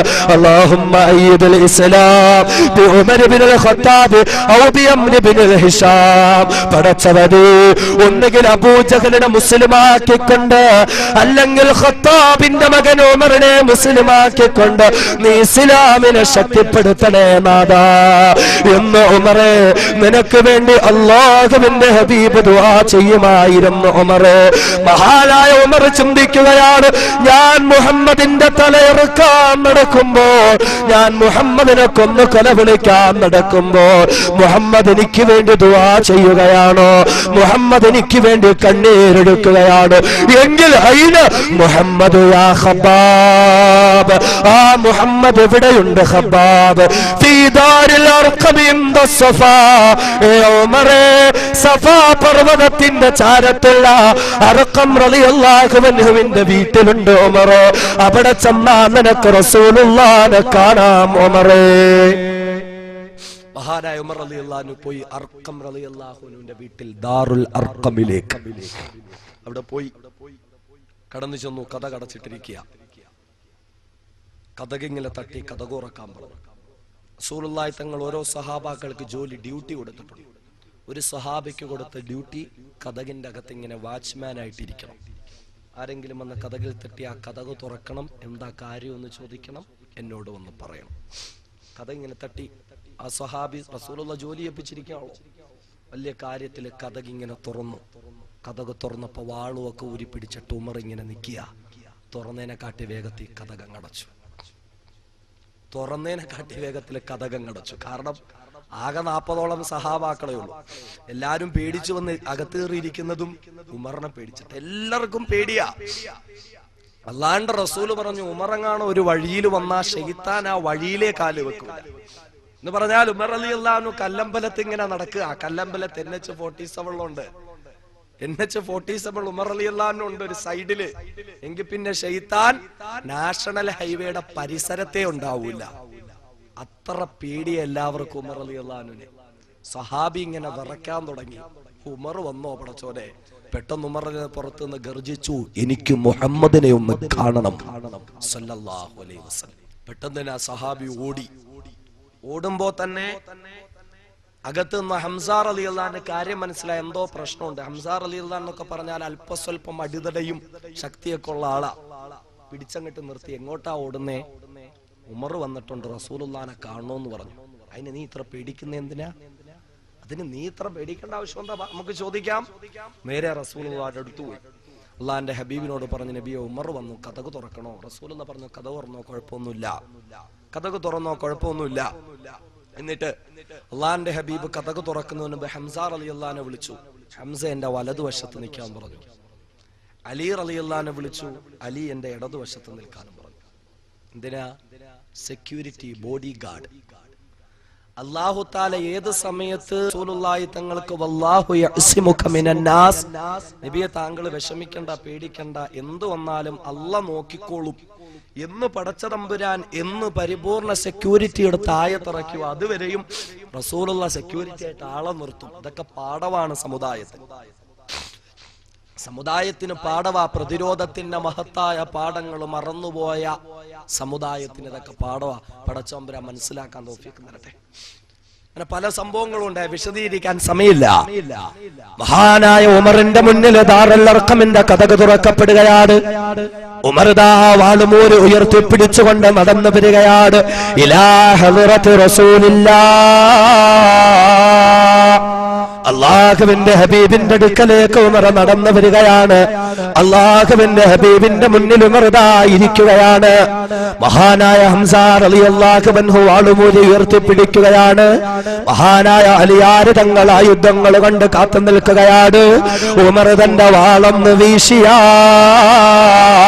അള്ളാന്റെ ഹബീബിന്റെ ശരീരത്ത് പതിക്കുന്നതാണ്. സ്വഹാബാക്കള് ശ്വാസം അടക്കി പിടിച്ചുകൊണ്ട് നോക്കി നിൽക്കുകയാണ്. എല്ലാവരും നിശബ്ദരായി നിൽക്കുമ്പോൾ അള്ളാഹുവിന്റെ ഹബീബ് ചോദിക്കുകയാണ്, ഉമർ, ഏ ഉമറേ, ഇവിടേക്ക് കടന്നു വരാൻ നിനക്കെങ്ങനെ ധൈര്യം വന്നു ഉമറേ? എന്തിനാ ഉമറേ നീ ഇവിടേക്ക് കടന്നു വന്നത്? മഹാനായ ഉമർ റളിയല്ലാഹു അൻഹുവിനോട് അള്ളാഹുവിന്റെ ഹബീബ് ചോദിക്കുമ്പോൾ ഉമറിന് മറുപടിയില്ല. വീണ്ടും അള്ളാന്റെ ഹബീബ് ചോദിക്കുകയാണ്, ഉമർ, എന്തിനാ ഉമറേ നീ ഇങ്ങോട്ട് കടന്നു വന്നത്? അപ്പോഴും ഉമറിന് മറുപടിയില്ല. സ്വഹാബാക്കള് ജാഗരൂകരായി കാത്തു നിൽക്കുകയാണ്. മൂന്നാമത്തെ സന്ദർഭത്തില് അള്ളാഹുവിന്റെ ഹബീബ് കൈ നീട്ടുകയാണ്. ഉമറിന്റെ മടിക്കത്തിൽ അള്ളാന്റെ ഹബീബ് പിടിക്കുകയാണ്. എന്നിട്ടോ എന്നിട്ട് ഉമറിന്റെ അരക്കത്തിൽ പിടിച്ചിട്ട് അള്ളാന്റെ ഹബീബ് ഉമറിനെ വലിച്ച് തന്നിലേക്ക് അടുപ്പിക്കുകയാ. അള്ളാന്റെ റസൂലിന്റെ മുഖവും ഉമറിന്റെ മുഖവും ഇതാ അടുത്തടുത്ത് നിൽക്കുകയാണ്. അള്ളാന്റെ ഹബീബ് ചോദിച്ചു, ഉമറേ ഉമർ, ഏ ഉമറേ, ഇസ്ലാമിന്റെ പാളയത്തിലേക്ക് കടന്നു വരാൻ നിനക്കെങ്ങനെ ധൈര്യം വന്നു ഉമറേ? നിനക്കെങ്ങനെ ധൈര്യം വന്നു ഉമറേ? മഹാനായ ഉമർ പ്രഖ്യാപിക്കുകയാണ്, ലിഉമിന ബില്ലാഹി വറസൂലിഹി അശ്ഹദു അല്ലാ ഇലാഹ ഇല്ലല്ലാഹ് വഅന്നക റസൂലുള്ളാഹ് അല്ലാഹുവിൽ വിശ്വസിക്കാനാ ഉമർ വന്നത്, അല്ലാഹുവിന്റെ റസൂലിനെ വിശ്വസിക്കാനാ ഉമർ വന്നത്. ഉമർ ഷഹാദത്ത് ചൊല്ലി മുസ്ലിമാവുകയാണ്. ഉമർ ദാ ഇസ്ലാമിന്റെ പോരാളിയായി മാറുകയാണ്. എന്റെ സഹോദര, നിനക്കും കഴിയട്ടെ, എന്റെ സഹോദരിമാരെ നിങ്ങൾക്കും കഴിയട്ടെ. ഖുർആനിലൂടെ വിശ്വാസത്തിലേക്ക് കടന്നു വരാൻ, ഖുർആനിലൂടെ ജീവിതത്തിൽ മാറ്റമുണ്ടാക്കാൻ, ജീവിതത്തിൽ എന്തൊക്കെ പ്രശ്നങ്ങളുണ്ടോ അത് അല്ലാഹുവിന്റെ ഖുർആനിലൂടെ പരിഹരിക്കാൻ എന്റെ സഹോദരങ്ങളെ നമുക്ക് കഴിയട്ടെ. ജീവിതത്തിൽ എല്ലാ പ്രശ്നങ്ങളും എങ്ങനെ പരിഹരിക്കപ്പെടണം? ഖുർആനിലൂടെ പരിഹരിക്കപ്പെടണം. മഹാനായ മുത്തലി മുഹമ്മദ് മുസ്തഫ സല്ലല്ലാഹു അലൈഹി വസല്ലമ തങ്ങളുടെ അടുക്കലേക്ക് ഒരിക്കൽ ജിബ്രീൽ അലൈഹിസ്സലാത്തു വസ്സലാം വന്നിട്ട് അല്ലാഹുവിന്റെ ഹബീബിന്റെ അടുക്കൽ ഇരുന്നിട്ട് ഈ സമുദായത്തിൽ എന്തൊക്കെ പ്രശ്നങ്ങളുണ്ടാവും, സാമ്പത്തികമായും സാമൂഹികമായും മാനസികമായും ശാരീരികമായി എല്ലാം അള്ളാന്റെ ഹബീബിന്റെ മുന്നിൽ ജിബ്രീൽ അലൈഹിസ്സലാം പറഞ്ഞു കൊടുത്തു. അള്ളാന്റെ ഹബീബ് എല്ലാം ഇരുന്ന് കേട്ടു, എല്ലാ പ്രശ്നങ്ങളും കേട്ടു. എല്ലാം കേട്ട് കഴിഞ്ഞിട്ട് അള്ളാന്റെ ഹബീബ് ജിബ്രീലിനോട് ചോദിച്ചു, ജിബ്രീൽ വമൽ മഖ്റജ് മിൻഹാ യാ ജിബ്രീൽ, ഇതെല്ലാം പ്രശ്നങ്ങളാ, എന്റെ സമുദായം കഷ്ടപ്പെടും, എന്റെ സമുദായം ഒരുപാട് ബുദ്ധിമുട്ടും, എനിക്കൊന്ന് പറഞ്ഞു കൊടുക്കണം ജിബ്രീൽ, ഈ പ്രശ്നങ്ങളിൽ നിന്നൊക്കെ രക്ഷപ്പെടാനുള്ള മാർഗം എന്താണ്, ഈ പ്രശ്നങ്ങളെല്ലാം പരിഹരിക്കപ്പെടാനുള്ള മാർഗം ഏതാണ്? മഹാനായ ജിബ്രീൽ അലൈഹിസ്സലാത്തു വസ്സലാം അള്ളാന്റെ ഹബീബിന് പറഞ്ഞു കൊടുത്തു, നബിയെ വേറൊരു മാർഗവുമില്ല, സമുദായത്തിൽ ഉണ്ടാകുന്ന സകല പ്രശ്നങ്ങളും പരിഹരിക്കപ്പെടാൻ ഒരേ ഒരു മാർഗം കിതാബുല്ലാഹ്, അള്ളാഹുവിന്റെ കിതാബാണ് നബിയെ, അള്ളാഹുവിന്റെ കിതാബാണ്. അള്ളാഹുവിന്റെ ഖുർആനിലൂടെ അല്ലാതെ ഈ സമുദായത്തിന്റെ പ്രശ്നങ്ങൾ പരിഹരിക്കപ്പെടുകയില്ല. അള്ളാന്റെ ഹബീബിനോട് ജിബ്രീൽ അലൈഹിസ്സലാം പറഞ്ഞു കൊടുത്തു. നമ്മുടെ എല്ലാ പ്രശ്നങ്ങളും എങ്ങനെ പരിഹരിക്കപ്പെടണം? ഖുർആനിലൂടെ പരിഹരിക്കപ്പെടണം, അല്ലേ? പിന്നെയുണ്ട് ജീവിതത്തിലെ പ്രശ്നങ്ങൾ പരിഹരിക്കപ്പെടാൻ. സമുദായം ഇങ്ങനെ ഓടും, മക്ബറകളായ മക്ബറകൾ മുഴുവൻ സമാധാനത്തിന്, ജീവിതത്തിൽ ബറക്കത്തുണ്ടാകാൻ സിയാറത്ത്. അള്ളാന്റെ ഹബീബ് പറഞ്ഞു സിയാറത്ത് ചെയ്യണം. എന്തിനാ? മരണത്തെ ഓർക്കാൻ, മരണത്തെ ഓർക്കാൻ. സിയാറത്ത് സുന്നത്താണ്. മഹാന്മാരുടെ സിയാറത്ത്, ഖബർ സിയാറത്ത് ചെയ്യപ്പെടണം. അവരെ തവസ്സുൽ ചെയ്തുകൊണ്ട് ദുആ ചെയ്യണം. അവരുടെ ബറക്കത്ത് നമുക്ക് കിട്ടണം. അതൊക്കെ അംഗീകരിക്കുന്നു. പക്ഷേ മരണത്തെ ഓർക്കാൻ വേണ്ടി സിയാറത്ത് ചെയ്യാൻ പറഞ്ഞപ്പോ ഇന്ന് എന്തായി? സിയാറത്ത് ഒരു ടൂറായിട്ട് മാറി. സിയാറത്ത് ടൂർ, അല്ലേ? സിയാറത്ത് ടൂർ.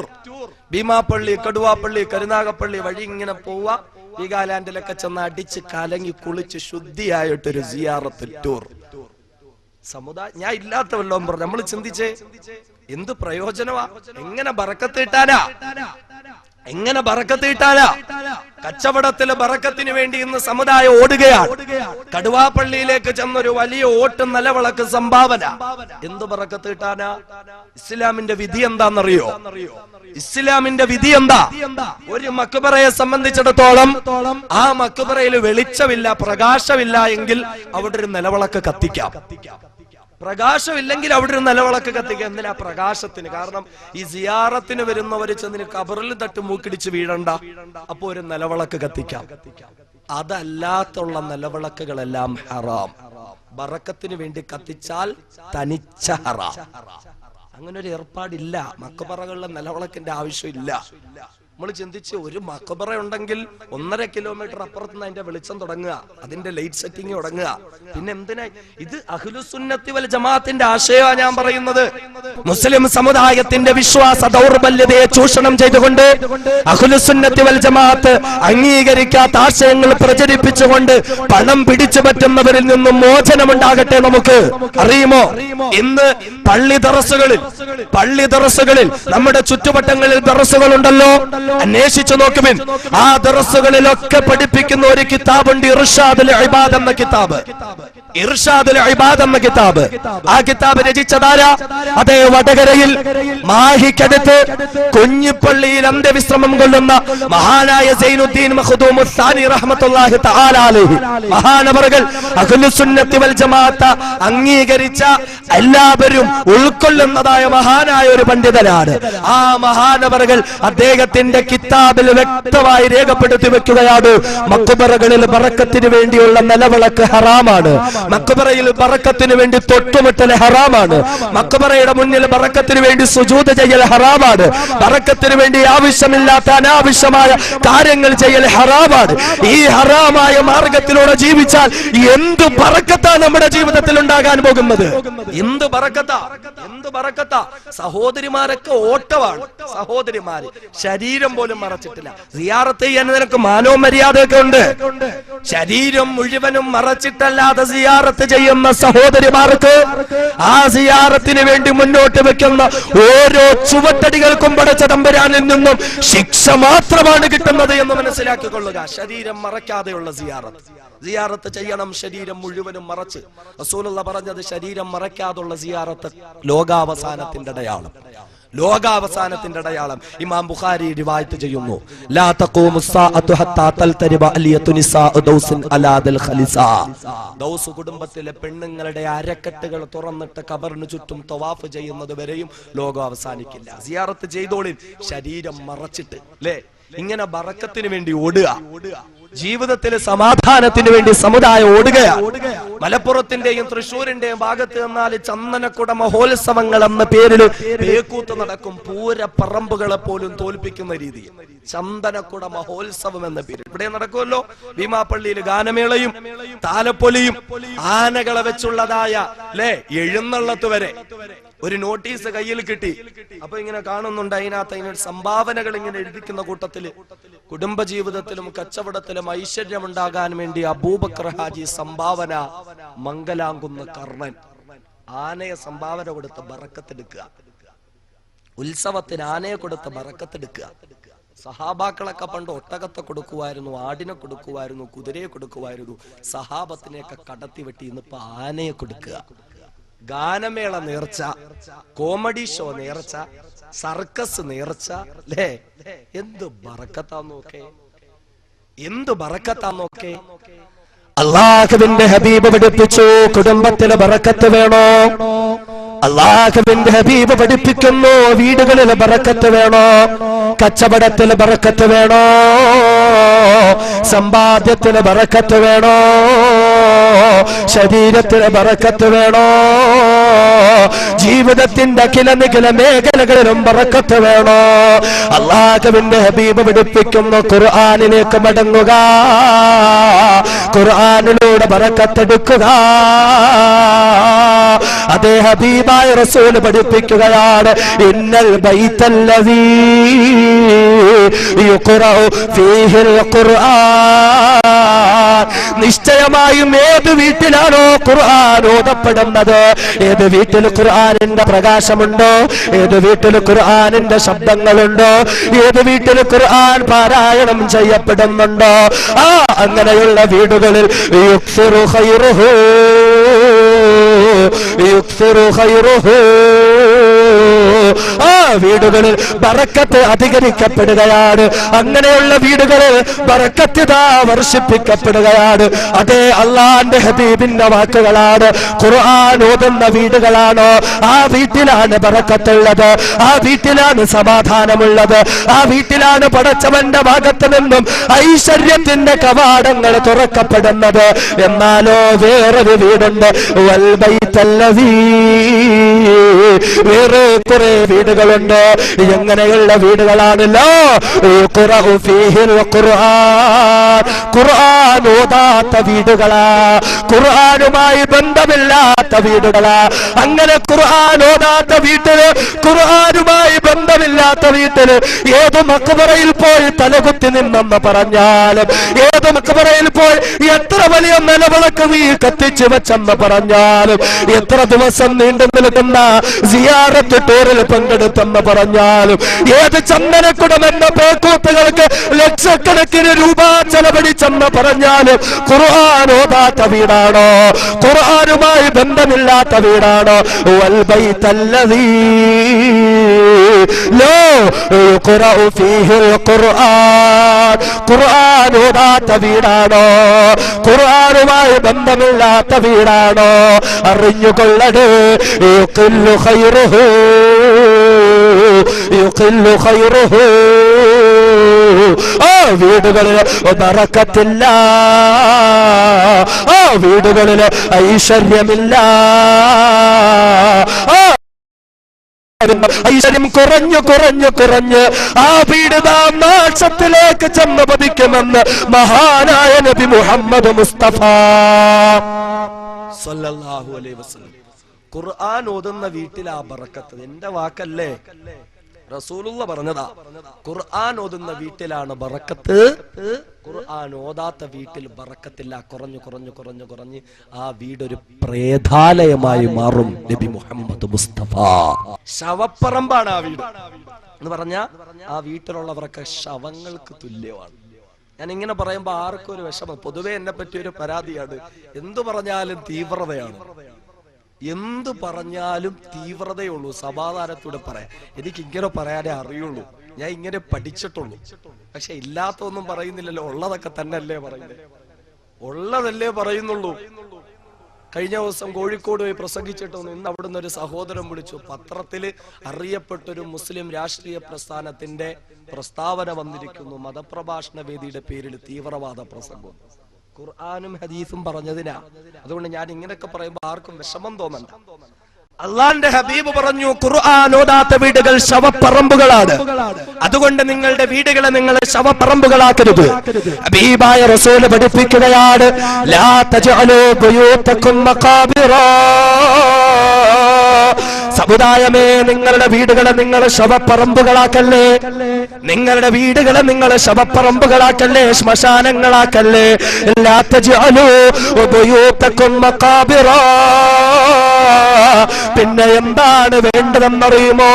നിങ്ങൾ ഖുർആൻ ഓതാതിരിക്കുമ്പോൾ നിങ്ങളുടെ വീടുകൾ ശവപ്പറമ്പുകളാവുകയാണ്. അങ്ങനെ നിങ്ങളുടെ വീടുകളിൽ പിശാചിന്റെ ഇടത്താവളമായി മാറുകയാണ്, പിശാചിന്റെ കേന്ദ്രമായി മാറുകയാണ്. അതുകൊണ്ട് ലാ തജ്അലൂ ബുയൂതകും മഖാബിറാ. വീടുകളെ ശവപ്പറമ്പുകളാക്കല്ലേ. അല്ലാഹുവിന്റെ ഹബീബ് പറയുകയാണ്, നിങ്ങളുടെ വീടുകളിൽ സൂറത്തുൽ ബഖറ നിങ്ങൾ ഓതുമോ?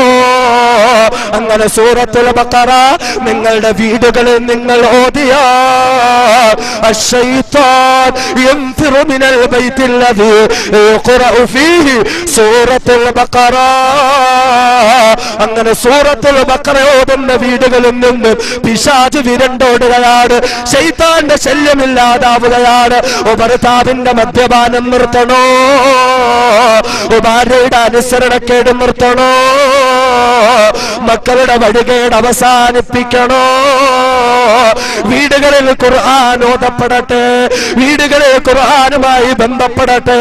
ഖുർആനുമായി ബന്ധമുള്ള വീടുകളിലാണ്, സൂറത്തുൽ ബഖറ ഓതുന്ന വീടുകളിലാണ് പിശാച് വിരണ്ടോടുന്നതെന്ന് അല്ലാഹുവിന്റെ ഹബീബ് പറഞ്ഞെങ്കിൽ എന്റെ സഹോദരങ്ങളെ ചിന്തിക്കണേ.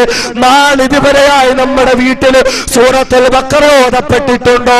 പുതിയ വീട്ടിലേക്ക് താമസമായവരുണ്ട്, പുതിയ വീട് പണി നടത്തിക്കൊണ്ടിരിക്കുന്നവരുണ്ട്, താമസിക്കാൻ വെമ്പൽ കൊള്ളുന്നവരുണ്ട്. അതല്ല എങ്കിൽ കാത്തിരുന്ന് താമസമായവരുണ്ട്. നാളിന്ന് വരെ വീടുകളിൽ സൂറത്തുൽ ബഖറ ഓതിയിട്ടുണ്ടോ? നാളിന്ന് വരെ വിശുദ്ധ ഖുർആനിന്റെ മാസ്മരികമായ ശബ്ദമാ വീടുകളുണ്ട്, ഭിത്തികളിൽ അലയടിച്ചിട്ടുണ്ടോ? ആ വീട്ടിലാണ് ബറക്കത്തുള്ളതെന്ന് മുഹമ്മദ് മുസ്തഫ. ആ വീട്ടിലാണ് സമാധാനമുള്ളതെന്ന് മുഹമ്മദ് മുസ്തഫ. വീട്ടിൽ താമസമാകുന്നതിന് മുമ്പ് കണ്ണുപെടാതിരിക്കാൻ കുമ്പളങ്ങ കെട്ടിത്തൂക്കിയിടുന്നവരുണ്ട്. കണ്ണുപെടാതിരിക്കാൻ വീട്ടിൽ ബറക്കത്തുണ്ടാക്കാൻ വേണ്ടി അത് പണ്ഡിത വേഷധാരി ധരിച്ചുകൊണ്ട് നടക്കുന്നവര് ഹോമം നടത്തുന്ന വീടുകളുണ്ട് സഹോദരങ്ങള്. അഗ്നിഹോമം പോലും നടത്തുന്ന വീടുകളുണ്ട്. വേണ്ട വേണ്ട, അതിലേക്കൊന്നും നിങ്ങൾ പോകേണ്ടതില്ല. ഖുർആനും ഓതുമോ? ഖുർആനുമായി ബന്ധപ്പെടുമോ? ആ വീട്ടിന് ബറക്കത്താണ്, ആ വീട്ടിന് സമാധാനമാണ്. എന്ന് മാത്രമല്ല, പടച്ചവനെ സഹോദരങ്ങളെ, നമ്മുടെ കച്ചവടങ്ങളിൽ ബുദ്ധിമുട്ടുണ്ടോ? കടങ്ങൾ കൊണ്ട് ബുദ്ധിമുട്ടുന്നുണ്ടോ? ലാഭമില്ലാതെ നഷ്ടം കൊണ്ട് ബുദ്ധിമുട്ടുന്നുണ്ടോ? അല്ലാഹുവിന്റെ ഹബീബ് പറഞ്ഞു, ഖുർആനിലേക്ക് മടങ്ങുക, ഖുർആനിലേക്ക് മടങ്ങുക. അതേ റസൂലുള്ളാഹിന്റെ വാക്കുകളാണ്. സാമ്പത്തികമായ പ്രശ്നങ്ങൾ പരിഹരിക്കപ്പെടണോ? മൻഖറ സൂറത്തുൽ വാഖിഅത കുല്ല ലൈല ലം തുസിബഹു ഫാഖത്തുൻ അബദാ. ആരാണോ തങ്ങളുടെ വീടുകളിൽ മഗ്രിബ് നിസ്കാരത്തിന് ശേഷം സൂറത്തുൽ വാഖിഅ ഓതുന്നത്, അങ്ങനെ ഓതുന്നവരുടെ വീടുകളിലുണ്ടല്ലോ ലം തുസിബഹു ഫാഖത്തുൻ അബദാ. ഇല്ല, വീടുകളിൽ പിന്നെ ദാരിദ്ര്യമില്ല, ആ വീടുകളിൽ പിന്നെ പട്ടിണിയില്ല, ആ വീടുകളിൽ പിന്നെ സമ്പത്തിന്റെ പ്രശ്നങ്ങളില്ല. ഹബീബായ നബി മുഹമ്മദ് മുസ്തഫ റസൂലുള്ളാഹിന്റെ വാക്കുകളാണ്. പെങ്ങളെ, ഭർത്താവിന്റെ കച്ചവടത്തിലെ ബറക്കത്ത് വേണ്ടി, ഗൾഫിൽ നിൽക്കുന്ന മച്ചാന്റെ ജോലിയിലെ ബറക്കത്ത് വേണ്ടി, ഗൾഫിൽ പോയ മകന്റെ ജോലിയിൽ സ്ഥിരത വേണ്ടി, അല്ലാഹുവിന്റെ ഹബീബാണ് പറഞ്ഞത്, നിങ്ങൾ സൂറത്തുൽ വാഖിഅ ഓതുക, നിങ്ങൾ സൂറത്തുൽ വാഖിഅ നിരന്തരമായി ഓതുന്നവരായി മാറുക. സമ്പത്തിന്റെ ബറക്കത്ത് ഖുർആനിലാണ്, സാമ്പത്തിക ബറക്കത്ത് ഖുർആനിലാണ്. തീർന്നിട്ടില്ല. ശാരീരികമായ ബറക്കത്ത് വേണോ? ശരീരത്തിലെ രോഗങ്ങൾ നഷ്ടപ്പെടണോ? ശരീരത്തിൽ ആരോഗ്യം നിലനിൽക്കണോ? മരുന്ന് കഴിക്കുന്നതോടൊപ്പം ചികിത്സ നടത്തുന്നതോടൊപ്പം അല്ലാഹുവിന്റെ ഖുർആനിലേക്ക് നമ്മൾ മടങ്ങണേ. പടച്ചവനെ, മാരകമായ ഭീകരമായ ശരീരം കാരണത്തിൽ നിന്ന്, ക്യാൻസറിൽ നിന്ന് രക്ഷപ്പെടുത്തണേ അല്ലാഹ്. ശരീരം കീറിമുറിക്കേണ്ടി വരുന്ന മാരകമായ ഭീകരമായ രോഗങ്ങളിൽ നിന്ന് രക്ഷപ്പെടുത്തണേ അല്ലാഹ്. അതേ സഹോദരങ്ങളെ, ഖുർആനിലേക്ക് മടങ്ങുക. അല്ലാഹു തന്നെ പറയുകയാണ്, വനുനസ്സിലു മിനൽ ഖുർആൻ മാ ഹുവ ശിഫാ. അല്ലാഹു പറയുകയാണ്, ഖുർആനിൽ ശിഫാ വെച്ചിരിക്കുകയാണ്, ഖുർആനിൽ രോഗശമനം വെച്ചിരിക്കുകയാണ്. അതുകൊണ്ട് ആരോഗ്യം വേണോ? ഖുർആൻ ഓതുക. സമ്പത്ത് വേണോ? ഖുർആൻ ഓതുക. ബറക്കത്ത് വേണോ? ഖുർആൻ ഓതുക. സമാധാനം വേണോ? ഖുർആൻ ഓതുക. മനസ്സിന് സമാധാനമില്ല, കച്ചവടത്തിന്റെ പിരിമുറുക്കങ്ങളാണ്, കുടുംബത്തിന്റെ ടെൻഷനുകളാണ്, ഓഫീസിലെ പ്രശ്നങ്ങളാണ്, ബുദ്ധിമുട്ടില്ലാതെ അലഞ്ഞുകൊണ്ടിരിക്കുകയാണ്, സമാധാനമില്ലാതെ നീറി ഇതാ നശിച്ചുകൊണ്ടിരിക്കുകയാണ്. വേണ്ട സഹോദരാ, വേണ്ട സഹോദരി, നിന്റെ മനസ്സിന് ബറക്കത്ത് വേണോ? അവിടെയും ഖുർആനാണ് വരുന്നത്, അവിടെയും ഖുർആനാണ് വരുന്നത്. അല്ലാഹു തആല തന്നെ പറയുകയാണ്, അലാ, മനസ്സിന് സമാധാനം ആഗ്രഹിക്കുന്നവരറിയണേ, ബിദിക്രില്ലാഹി തത്മഇന്നുൽ ഖുലൂബ്. ഹൃദയങ്ങളുടെ സമാധാനം അതും ഖുർആനിലാണ്, അതും ഖുർആനിലാണ്. എന്ത് പ്രശ്നമാ സഹോദരങ്ങളെ ഖുർആനിലൂടെ പരിഹരിക്കപ്പെടാനില്ലാത്തത്? ഏത് പ്രശ്നമാ സഹോദരങ്ങളെ ഖുർആനിലൂടെ മാറ്റപ്പെടാതിരിക്കുന്നത്? അതുകൊണ്ട് സാമ്പത്തിക പ്രശ്നമായാലും, മാനസിക പ്രശ്നമായാലും, ശാരീരിക പ്രശ്നമായാലും, കുടുംബത്തിലെ പ്രശ്നങ്ങളായാലും, വീട്ടിലെ പ്രശ്നങ്ങളായാലും, സമൂഹത്തിലെ പ്രശ്നങ്ങളായാലും, എന്ത് പ്രശ്നം വന്നാലും അല്ലാഹുവിന്റെ ഖുർആൻ, അല്ലാഹുവിന്റെ ഖുർആൻ, അല്ലാഹുവിന്റെ ഖുർആൻ. ഖുർആനിലൂടെ മാറ്റം. എന്റെ ഖുർആനിനെ അവഗണിച്ച ഒരാളെയും ഞാൻ വെറുതെ വിടില്ല. അല്ലാഹു തആല ഇതാ വെല്ലുവിളിക്കുകയാണ്, സഹോദരന്മാരെ സൂക്ഷിച്ചുകൊള്ളുക, സഹോദരിമാരെ സൂക്ഷിച്ചുകൊള്ളുക. എനിക്കും നിങ്ങൾക്കും ഖുർആനുമായി ബന്ധമില്ല എങ്കിലും പടച്ചവന്റെ ശക്തമായ താക്കീതാണ്.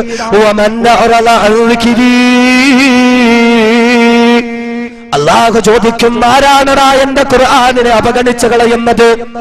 ആരാണടി എന്റെ ഖുർആനിനെ അവഗണിച്ചു കളയുന്നത്? ആരൊക്കെയാണോ എന്റെ ഖുർആനിനെ തള്ളിക്കളയുന്നത്? ആരെങ്കിലും എന്റെ ഖുർആനിനെ തള്ളിക്കളഞ്ഞാൽ അവർ സൂക്ഷിച്ചു കൊള്ളട്ടെ. ഫഇന്നലഹു മഈശതൻ ലങ്കാ. ഇടുക്കമായ ജീവിതമാണ് അവരെ കാത്തിരിക്കുന്നത്, ഇടുക്കമായ ജീവിതമാണ് അവരെ കാത്തിരിക്കുന്നത്. അതേ ബറക്കത്തില്ലാതെ നഷ്ടമായ സമാധാനമില്ലാത്ത ജീവിതം എന്നാൽ ദുനിയാവിൽ കിട്ടുമെന്ന് തോന്നിയേക്കാം. പക്ഷേ നാളെ മരിച്ചു കഴിഞ്ഞ് ഖബറിലേക്ക് ചെന്നാൽ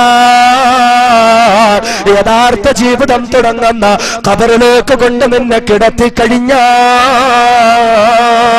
പാവല്ലപ്പള്ളിയുടെ ഖബറിൽ കൊണ്ടുവച്ച് കഴിഞ്ഞാൽ, കാട്ടുചന്തപ്പള്ളിയുടെ ഖബറിൽ കൊണ്ടുവച്ച് കഴിഞ്ഞാൽ, കുടവൂർ പള്ളിയുടെ ഖബറിൽ കൊണ്ടുവച്ച് കഴിഞ്ഞാൽ, നമ്മുടെ ഓരോരുത്തരുടെയും ഖബർസ്ഥാനിലേക്ക് നമ്മളെ കൊണ്ട് കിടത്തി കഴിഞ്ഞാൽ കൂട്ടുകാര് പോവുകയാണ്, വീട്ടുകാര് പോവുകയാണ്, നാം ഇഷ്ടപ്പെട്ട സകലരും നടന്നു നീങ്ങുകയാണ്. എല്ലാവരും അങ്ങ് പോയി കഴിഞ്ഞപ്പോൾ അതാ നമ്മളിങ്ങനെ മണ്ണിൽ കിടക്കുകയാണ്. ഒരു തുണ്ട് തുണിയിൽ പൊതിഞ്ഞ് നമ്മെ ഇട്ടിരിക്കുകയാണ്. കൈയൊന്നനക്കാൻ പറ്റുന്നില്ല, കാലൊന്നനക്കാൻ പറ്റുന്നില്ല. കുറ്റാക്കോരിട്ടില് നിശബ്ദതയിൽ നമ്മളിങ്ങനെ കിടക്കുമ്പോൾ പെട്ടെന്നതാ ഒരു ഗർജനം നമ്മൾ കേൾക്കുകയാണ്, പെട്ടെന്നതാ ഒരു പൊട്ടിത്തെറി നമ്മൾ കേൾക്കുകയാണ്. ലാ മർഹബൻ ലക വലാ അഹ്ലാ. നിനക്ക് നാശമടാ, നിനക്ക് നാശമടി, ഇവിടെ നിനക്ക് സ്വാഗതമില്ല, സ്വാഗതമില്ല, സ്വാഗതമില്ല. എന്തിനാ നീ ഇങ്ങോട്ട് വന്നത് നിനക്കറിയുമോ? അമാ ഇൻ കുന്ത ലഅബ്ഗലു മയ്യംശി അലാ ലുഹ്രിലയ്യാ.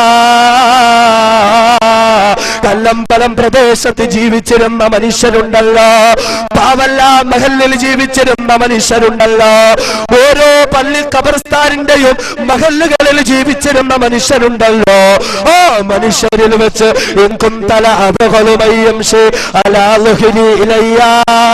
നിന്നോടായിരുന്നടാ ചെറുപ്പക്കാരാ, നിന്നോടായിരുന്നടാ സഹോദരാ എനിക്ക് ഏറ്റവും കൂടുതൽ ദേഷ്യമുണ്ടായിരുന്നത്. ഏ ചെറുപ്പക്കാരി സഹോദരി ഉമ്മ പെങ്ങന്മാരെ, ഇൻകുന്തല അബുകളുമയ്യം നിന്നോടായിരുന്നു എനിക്ക് ഏറ്റവും ദേഷ്യമുണ്ടായിരുന്നത്. ആരാണ് പറയുന്നത്? ആരാണ് പറയുന്നത്? അയൽക്കാരല്ല, കുടുംബക്കാരല്ല, കൂട്ടുകാരല്ല, പിന്നെയോ ഏത് ഖബറിലേക്ക് നമ്മളെ കൊണ്ടുവച്ചു കഴിഞ്ഞോ, ഏത് ഇരുട്ടറയിലേക്ക് നമ്മെ കൊണ്ടുവച്ചു കഴിഞ്ഞോ, ആ ഖബർ തന്നെയാ നമ്മോട് സംസാരിക്കുന്നത്, ആ ഖബർ തന്നെയാ നമ്മെ പേടിപ്പിക്കാൻ തുടങ്ങുന്നത്.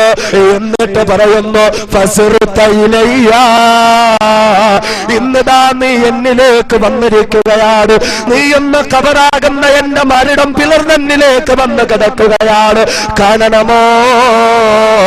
ഫസതറാ സ്വനിഇ ബിക, എന്റെ സ്വീകരണം എങ്ങനെയെന്ന് കാണണോ? ഞാൻ നിന്നെ സ്വീകരിക്കുന്നത്, നിനക്ക് സ്വാഗതമോകുന്നത് എങ്ങനെയെന്ന് നിനക്കറിയണോ എന്ന് ചോദിച്ചുകൊണ്ട് അല്ലാഹുവിന്റെ ഹബീബ് പറയുകയാണ്. ഖബർദാ നമ്മെ ഞെരുക്കാൻ തുടങ്ങുകയാണ്.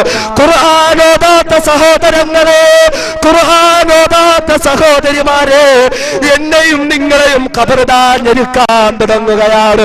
അല്ലാഹുവിന്റെ ഹബീബ് പറയുന്നു, നമ്മുടെ വാരിയല്ലുകൾ ഉണ്ടല്ലോ, വാരിയല്ലുകൾ കൂട്ടിച്ചേർക്കപ്പെടുകയാണ്, രണ്ടു വശത്തേക്കും ഞെക്കിഞ്ഞെടുക്കപ്പെടുകയാണ്. വാരിയല്ലിന്റെ ഓരോ കഷണങ്ങളും പീസ് പീസായി ടക്ക് ടക്കെന്ന് പറഞ്ഞൊടിഞ്ഞൊടിഞ്ഞൊടിഞ്ഞു നുറുങ്ങാൻ തുടങ്ങുകയാ. അതെ, അത് തന്നെയാണ് ഇടുക്കമായ ജീവിതം, ഞെരുക്കമായ ജീവിതം. അതെ, അത് തന്നെയാണ് ഖുർആനോദാത്തവർക്കുള്ള ശിക്ഷയാണ്, ഖുർആനുമായി ബന്ധമില്ലാത്തവർക്കുള്ള ശിക്ഷയാണ്. ഖബർ ഞെക്കി ഞെരുക്കാൻ തുടങ്ങുകയാണ്. അവിടെയും തീർന്നിട്ടില്ലല്ലോ, ഖബർ കൊണ്ടങ്ങ് തീർന്നിട്ടില്ലല്ലോ. രാജാതിരാജനായ അല്ലാഹുവിന്റെ മുന്നിലേക്ക് ചെന്നാൽ അല്ലാഹു പറയുകയാണ്, വനഹ്ശുറുഹു യൗമൽ ഖിയാമത്തി യൗമാ വനഹ്ശുറുഹു യൗമൽ ഖിയാമത്തി യൗമാ. നാളെ എന്റെ മുന്നിലേക്ക് വരുമ്പോ കണ്ണ് കാണാത്ത നിലയില്, കണ്ണിന് കാഴ്ചയില്ലാത്ത നിലയില് അവരെ ഞാൻ ഹാജരാക്കുകയാണ്. ഖുർആൻ ഓതാത്തവർക്ക്, ഖുർആൻ കാണാത്തവർക്ക്, ഖുർആനുമായി ബന്ധപ്പെടാൻ കഴിയാത്തവർക്ക് നാളെയുടെ ലോകത്ത് കണ്ണിന് കാഴ്ചയില്ല. കണ്ണിന് കാഴ്ചയില്ലാതെ പുനരുദ്ധാരണം നടത്തപ്പെടുകയാണ്. ഈ സമയത്ത് അല്ലാഹുവിനോട് പൊട്ടിക്കരഞ്ഞുകൊണ്ട് ചോദിക്കുകയാണ്, റബ്ബി ലിമ ഹശർതനി യൗമാ, റബ്ബി ലിമ ഹശർതനി യൗമാ. പടച്ചവനേ, പടച്ചവനേ, ഞങ്ങളുടെ കണ്ണിന്റെ കാഴ്ച എവിടെയാണ്? ഞങ്ങളുടെ കണ്ണിന്റെ കാഴ്ച എവിടെയാണ്? വഖദ് കുന്തു ബസീറാ. ദുനിയാവിൽ ഞങ്ങൾക്ക് കാഴ്ചയുണ്ടായിരുന്നു അല്ലാഹ്, ദുനിയാവിൽ ഞങ്ങൾക്ക് കണ്ണിന് പവറുണ്ടായിരുന്നല്ല. മണിക്കൂറുകളോളം ക്രിക്കറ്റ് കളി കാണാൻ കൊടുത്തതാണ്, മണിക്കൂറുകളോളം പൂരപ്പറമ്പുകളിൽ കൊടുത്തതാണ്, മണിക്കൂറുകളോളം ഐഡിയ സ്റ്റാർ സിംഗറിന്റെ ഗ്രാൻഡ് ഫിനാലയ്ക്ക് കൊടുത്തതാണ്, കുട്ടിപ്പട്ടുറുമാലിന്റെ മെഗാ ഫൈനലിന് കൊടുത്തതാണ്. അത്രത്തോളം ഉറക്കമൊഴിഞ്ഞെങ്കിലും, അത്രത്തോളം ഉറങ്ങാതെ കാത്തിരുന്നെങ്കിലും വഖദ് കുന്തു ബസീറാ. ഇല്ല അല്ലാഹ്, ഇല്ല അല്ലാഹ്, എന്റെ കണ്ണിനൊരു പ്രശ്നവും ഉണ്ടായിരുന്നില്ല അല്ലാഹ്. ന്യൂ ഇയറിനെ വരവേൽക്കാൻ കാത്തിരിക്കുന്ന മുസ്ലിമേ, ഡിസംബർ 31 രാത്രി അർദ്ധരാത്രി 12 മണി വരെ ഉറക്കമിഴഞ്ഞുകൊണ്ട് ന്യൂ ഇയറിനെ കാത്തിരിക്കാനിരിക്കുന്ന പൊന്നുമോന്, വേണ്ടടാ, മെനക്കെടണ്ടടാ, അതിനു വേണ്ടി സമയം കൊടുക്കണ്ടടാ. നാളെ നീ പൊട്ടിക്കരയുന്നതാണ് അല്ലാഹ്. വെളുക്കുവോളം ഞാൻ അതിനു വേണ്ടി ഉറക്കമിഴിച്ചിട്ടുണ്ടായിരുന്നു. വഖദ് കുന്തു ബസീറാ. എന്നിട്ടും എന്റെ കണ്ണിനൊരു പ്രശ്നവുമില്ല അല്ലാഹ്, എന്നിട്ടും എന്റെ കണ്ണിനൊരു കുഴപ്പവുമില്ല അല്ലാഹ്. അല്ലാഹുവിനോട് പൊട്ടിക്കരഞ്ഞുകൊണ്ട് ചോദിക്കുകയാണ്. ഈ സമയത്ത് രാജാതിരാജനായ പടച്ചവൻ ചോദിക്കുകയാണ്, കദാലിക അതത്ക ആയാതുനാ, കദാലിക അതത്ക ആയാതുനാ. ഇന്ന് നിങ്ങൾ എന്റെ മുന്നിൽ വന്നെന്ന് കരയുന്നുവല്ലോ, ഇതുപോലെ എന്റെ ഖുർആൻ നിങ്ങളുടെ മുന്നിൽ ഉണ്ടായിരുന്നല്ലോ. നിന്റെയൊക്കെ വീട്ടിൽ ഖുർആൻ ഉണ്ടായിരുന്നുവല്ലോ, നിങ്ങളുടെ പള്ളികളിൽ ഖുർആൻ ഉണ്ടായിരുന്നുവല്ലോ, നിങ്ങളുടെ കടകമ്പോളങ്ങളിൽ ഖുർആൻ ഉണ്ടായിരുന്നല്ലോ. പക്ഷേ എന്തു ചെയ്യാൻ? ഫനസീതഹാ, ഫനസീതഹാ. ആ ഖുർആനിനെ നിങ്ങൾ മറന്നു കളഞ്ഞില്ലേ? ആ ഖുർആനിനെ നിങ്ങൾ അവഗണിച്ച് കളഞ്ഞില്ലേ? എന്റെ ഖുർആൻ നീ ഒന്ന് കൈകൊണ്ടെടുത്തോ? എന്റെ ഖുർആൻ നീ ഒന്ന് പഠന വിധേയമാക്കിയോ? എന്റെ ഖുർആൻ നീ ഒന്ന് പാരായണം നടത്തിയോ? ഫനസീതഹാ, ഫനസീതഹാ, ഫനസീതഹാ. ഖുർആൻ നിങ്ങൾ മറന്നു കളഞ്ഞില്ലേ? എന്റെ ഖുർആനെ മറന്നതുകൊണ്ട്, എന്റെ ഖുർആനെ അവഗണിച്ചതുകൊണ്ട്, എന്റെ ഖുർആനിനെ തള്ളിക്കളഞ്ഞുകൊണ്ട് വകദാലികൽ യൗമ തുൻസാ, വകദാലികൽ യൗമ തുൻസാ.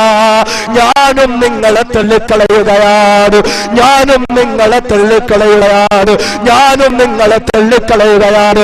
അതുകൊണ്ട് സഹോദരങ്ങളെ, സഹോദരിമാരെ, ഈ പ്രഭാഷണത്തിന്റെ സന്ദേശം എന്നോണം എന്നോടും നിങ്ങളോടും ഈ വിനീതന പറയാനുള്ളത്, ഇഖ്റഉൽ ഖുർആൻ, ഖുർആൻ ഓതടേ, ഖുർആനിലേക്ക് മടങ്ങടേ, ഖുർആനുമായി ബന്ധം പുലർത്തടേ. ഖുർആനിലൂടെ ബന്ധം പുലർത്തുന്നതിലാണ് ദുനിയാവിലും ആഖിറത്തിലും നമുക്ക് വിജയമുള്ളത്. പടച്ച തമ്പുരാൻ സ്വീകരിക്കുമാറാകട്ടെ. അതുകൊണ്ട് സഹോദരങ്ങളെ, ഖുർആൻ ഓതുവിൻ, ഖുർആനുമായി ബന്ധപ്പെടുവിൻ. അള്ളാഹുവിന്റെ വിശുദ്ധ ഖുർആനുമായി നിരന്തര ബന്ധം പുലർത്താൻ പടച്ച തമ്പുരാൻ എനിക്കും നിങ്ങൾക്ക് തൗഫീഖ് നൽകുമാറാകട്ടെ. സഹോദരങ്ങളെ, അള്ളാഹുവിന്റെ ഖുർആൻ പഠിക്കുവിൻ, വിശുദ്ധ ഖുർആൻ നമ്മുടെ മക്കളെ പഠിപ്പിക്കുവിൻ. അതുകൂടെ പറഞ്ഞ് ഇൻഷാ അല്ലാഹ് ഞാൻ നിർത്താം. നമ്മുടെ മക്കൾ ഖുർആൻ പഠിക്കട്ടെ, നമ്മുടെ മക്കൾ ഖുർആനിന്റെ വക്താക്കളാകട്ടെ, അവർ ഖുർആനുമായി ബന്ധപ്പെടുന്നവരാകട്ടെ. ഇന്ന് നമ്മൾ കയറൂരി വിട്ടിരിക്കുകയാണ്, എങ്ങനെയൊക്കെ നമ്മളെ മക്കൾ അധപ്പതിക്കുകയാണ്. നിസ്കാരമില്ല, പർദയില്ല, അള്ളാഹുവുമായി ബന്ധമില്ല, അന്യപുരുഷന്റെ മുന്നിൽ ശരീരം തുറന്നിടുന്ന മ്ലേച്ഛമായ മോശമായ വൃത്തികെട്ട രീതിയിൽ നമ്മുടെ മക്കൾ വളർന്നു വരുമ്പോൾ അറിയോ, നാളെ ഒരു ദിവസമുണ്ട്, നാളെയുടെ ദിവസത്തിൽ നമ്മുടെ മക്കൾ പടച്ച തമ്പുരാനോട് ചോദിക്കും, പടച്ചവൻ എന്റെ ഉമ്മയും വാപ്പയും എവിടെ? ഞങ്ങളെ കൊണ്ട് പർദ്ദ ധരിപ്പിക്കാത്തവർ, ഞങ്ങളെ കൊണ്ട് നിസ്കരിപ്പിക്കാത്തവർ, ഞങ്ങളെ കൊണ്ട് നോമ്പ് പിടിക്കാത്തവർ, റബ്ബനാ അരീനല്ലദൈനി അല്ലല്ലാനാ മിനൽ ജിന്നി വൽ ഇൻസ്, ആ മനുഷ്യരെയും ഭൂതങ്ങളെ ഒന്ന് കാണിച്ചതാ അല്ലാഹ്, ഞങ്ങളുടെ മുന്നിലേക്കൊന്ന് കൊണ്ടുവാ. എന്തിനെന്നറിയുമോ? നജ്അൽഹുമാ തഹ്ത അഖദാമിനാ, ഞങ്ങൾക്ക് അവരെ ചവിട്ടി മെതിക്കണം. സ്വന്തം ഉമ്മയെയും വാപ്പയെയും ഞങ്ങൾക്ക് ചവിട്ടി തേക്കണം. ഞങ്ങളെ വഴിപിഴപ്പിച്ച് കളഞ്ഞുകൊണ്ട്, ഞങ്ങളെ ഖുർആൻ പഠിപ്പിക്കാത്തതുകൊണ്ട് അവരെ ഞങ്ങൾക്ക് വേണ്ട. അല്ലാഹു തആല പറയുന്നു, യുബസ്സറൂനഹും, കാണിച്ചു കൊടുക്കും. പടച്ചവൻ ഇങ്ങനെ പരസ്പരം കാണിച്ചു കൊടുക്കും. ഈ സമയത്ത് നമ്മുടെ മക്കൾ വീണ്ടും പറയും, പടച്ചവനെ യവദ്ദുൽ മുജ്രിമു ലൗ യഫ്തദി മിൻ അദാബി യൗമിഇദിൻ ബിബനി വസാഹിബതിഹി വഅഖി, ആരെ വേണമെങ്കിലും തരാം അല്ലാഹ്, എന്നെ ഒന്ന് നരകത്തിൽ രക്ഷപ്പെടുത്തുവോ. വഫസീലതിഹി ലതി തുവി, പോറ്റി വളർത്തിയ ഉമ്മയെ വേണോ? പോറ്റി വളർത്തിയ വാപ്പയെ വേണോ? ചോര നീരാക്കി കഷ്ടപ്പെട്ട മാതാപിതാക്കളെ വേണോ? ആരെ വേണമെങ്കിലും തരാം. വമൻ ഫിൽ അർളി ജമീഅ, ഭൂമിയിലുള്ള ആരെ വേണമെങ്കിലും നീ എടുത്തു. സുമ്മ യുൻജി, എനിക്കൊന്ന് രക്ഷപ്പെടണം, എനിക്കൊന്ന് രക്ഷപ്പെടണം, എനിക്ക് രക്ഷപ്പെടാൻ ഒരു അവസരം തരണം എന്ന് പറഞ്ഞുകൊണ്ട് നമ്മുടെ മക്കള് നമുക്കെതിരെ തിരിയും. സഹോദരങ്ങളെ, നമുക്കെതിരെ തിരിയുന്ന ഒരു സന്ദർഭമുണ്ട്. പടച്ച തമ്പുരാൻ കാത്തുരക്ഷിക്കട്ടെ. അതൊരു ഭാഗം. എന്നാലൊരു മറുഭാഗമുണ്ട്, എന്നാലൊരു മറുഭാഗമുണ്ട്. അൽഹംദുലില്ലാഹ്, നമ്മുടെ ഈ സദസ് മുത്തഅല്ലിമീങ്ങളെ കൊണ്ട് അനുഗ്രഹിക്കപ്പെട്ട സദസ്സാണ്, ഹാഫിളീങ്ങളെ കൊണ്ട് അനുഗ്രഹിക്കപ്പെട്ട സദസ്സാണ്, ആലിമീങ്ങളെ കൊണ്ട് അനുഗ്രഹിക്കപ്പെട്ട സദസ്സാണ്. അറിയുമോ, ഒരു ഭാഗത്ത് ഡോക്ടർമാരും എഞ്ചിനീയർമാരുമായ നമ്മുടെ മക്കള് നമുക്കെതിരെ തിരിയുമ്പോൾ, മറുഭാഗത്ത് നമുക്ക് കാണാം ഹാഫിളീങ്ങളായ കുറെ മക്കള്, ആലിമീങ്ങളായ കുറെ മക്കള്, മുത്തഅല്ലിമീങ്ങളായ കുറെ മക്കള്. അതാ പടച്ച തമ്പുരാന്റെ മുന്നിൽ നിൽക്കുമ്പോൾ അല്ലാഹുവെ വിളിച്ചിട്ട് പറയുന്നു, മക്കളെ നിങ്ങൾ ഇവിടെ വരിക, മക്കളെ നിങ്ങൾ ഇവിടെ വരിക. എന്നിട്ട് എന്റെ ചാരത്ത് നിന്ന് ഖുർആൻ, നിങ്ങൾ ഖുർആൻ ഓതും, നിങ്ങൾ ഖുർആൻ ഓതും. വറത്തിൽ കമാ കുൻത തുറത്തിൽ ഫി ദുനിയാ, ദുനിയാവിൽ നിങ്ങൾ ഖുർആൻ പഠിച്ചില്ലേ? നിങ്ങളുടെ ഉമ്മയും വാപ്പയും നിങ്ങൾ ഖുർആൻ പഠിപ്പിച്ചില്ലേ? അതുപോലെ നിങ്ങൾ ഓതുവിൻ, അതുപോലെ നിങ്ങൾ ഓതുവിൻ. അല്ലാഹു തആല അവരെ പിടിച്ചു നിർത്തി ഓദിക്കുകയാണ്. കഴിയോ? നമ്മുടെ മകൻ അവിടെ ഓതാൻ പറ്റുമോ? നമ്മുടെ മകൾക്ക് അവിടെ ഓതാൻ പറ്റുമോ? നമ്മുടെ കുടുംബത്തിൽ നിന്ന് ഒരാൾക്കെങ്കിലും അവിടെ ഓതാൻ പറ്റുമോ? ആലിമീങ്ങൾ അവിടെ ഓതും, ഹാഫിളീങ്ങൾ അവിടെ ഓതും, ഇൻഷാ അല്ലാഹ് മുത്തഅല്ലിമീങ്ങൾ അവിടെ ഓതും. അവരോദിക്കൊണ്ടിരിക്കുമ്പോൾ സ്ഥാനങ്ങൾ ഉയരുകയാണ്, അവരുടെ സ്ഥാനങ്ങൾ ഉയരുകയാണ്. ഈ സമയത്ത് പടച്ച തമ്പുരാൻ അവരുടെ മാതാപിതാക്കളെ വിളിക്കുകയാണ്, അവരുടെ മാതാപിതാക്കളെ വിളിക്കുകയാണ്. എന്നിട്ടോ സർവ മനുഷ്യരും പരിപൂർണ്ണ നഗ്നരായി നിൽക്കുമ്പോൾ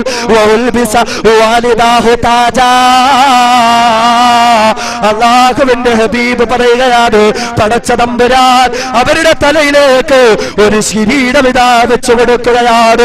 ഹാഫിളീങ്ങളുടെ, ആലിമീങ്ങളുടെ, മുത്തഅല്ലിമീങ്ങളുടെ മാതാപിതാക്കളുടെ തലയിലേക്ക് അല്ലാഹു തആല ഈ ലോകത്തുള്ള സൂര്യനുണ്ടല്ലോ, സൂര്യനേക്കാൾ തിളക്കമുള്ള കിരീടം വെച്ചു കൊടുക്കപ്പെടുകയാ.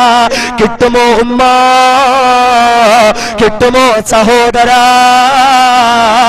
തീർന്നിട്ടില്ല. എല്ലാവരും ഒരു നൂൽ കഷണം പോലും ഇല്ലാതെ നിൽക്കുമ്പോൾ ഹാഫിളീങ്ങളുടെ, ആലിമീങ്ങളുടെ മാതാപിതാക്കളെ വിളിച്ചിട്ട് അല്ലാഹു റബ്ബുൽ ഇസ്സത്ത് അവർക്ക് ദാ 2 ജോഡി വസ്ത്രം കൊടുക്കുകയാണ്, 2 ജോഡി വസ്ത്രം കൊടുക്കുകയാണ്. ആ വസ്ത്രത്തിന്റെ വിലയുണ്ടെന്നറിയുമോ?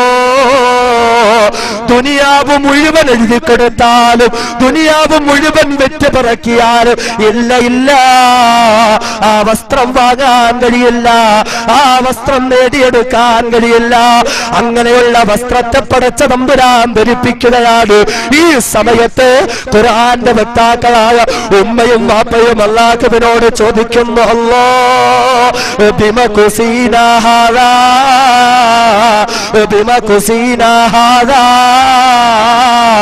എന്തിനാ പടച്ചവനെ ഞങ്ങൾക്ക് ഈ വസ്ത്രങ്ങള്, എന്തിനാ പടച്ചവനെ ഞങ്ങൾക്ക് ഈ കിരീടങ്ങള് എന്ന് അല്ലാഹുവിനോട് ചോദിക്കുമ്പോൾ അല്ലാഹു മറുപടി പറയുകയാണ്, ബിഅഖ്ദി വലദികുമൽ ഖുർആൻ, ബിഅഖ്ദി വലദികുമൽ ഖുർആൻ.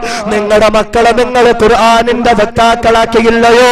നിങ്ങളുടെ മക്കളെ നിങ്ങൾ ഖുർആനിന്റെ ആളുകളാക്കിയില്ലയോ? അതിനുവേണ്ടിയുള്ള സമ്മാനമാണ്, അതിനുവേണ്ടിയുള്ള സമ്മാനമാണ്. നമുക്ക് ആ സമ്മാനം വേണ്ടയോ? നമുക്ക് ആ കിരീടം വേണ്ടയോ? നമുക്ക് ആ വസ്ത്രങ്ങൾ വേണ്ടയോ? അതുകൊണ്ട് സഹോദരങ്ങളെ, മനസ്സ് തുറക്കട്ടെ. ഖുർആനിന്റെ സദസ്സാണ്, ഖുർആൻ ഓതിയ സദസ്സാണ്, ഖുർആനിനെ പരിചയപ്പെടുത്തിയ സദസ്സാണ്. ഈ സദസ്സിൽ നിന്ന് തീരുമാനം തീരുമാനമെടുക്ക്. ഇൻഷാ അല്ലാഹ് ഈ നിമിഷം മുതൽ ഞാൻ ഖുർആനിന്റെ ആളാണ്. ഈ നിമിഷം മുതൽ എന്റെ കുടുംബം ഖുർആനിന്റെ കുടുംബമാണ്. ഞങ്ങൾ ഖുർആനിന്റെ വക്താക്കളാവുകയാണ്. അതുകൊണ്ട് മനസ്സിൽ മാറ്റമുണ്ടാകട്ടെ. ഖുർആനിന് വേണ്ടി ജീവിതം കൊടുക്കാൻ, ഖുർആനിന് വേണ്ടി സമ്പത്ത് കൊടുക്കാൻ, ഖുർആനിന് വേണ്ടി സമയവും സന്ദർഭവും കൊടുക്കാൻ കരുണക്കടലായ അല്ലാഹ് ഞങ്ങൾക്ക് തൗഫീഖ് നൽകണേ നാഥ. അതുകൊണ്ട് സഹോദരങ്ങളെ, ഖുർആനുമായി ബന്ധം വെക്കിൻ.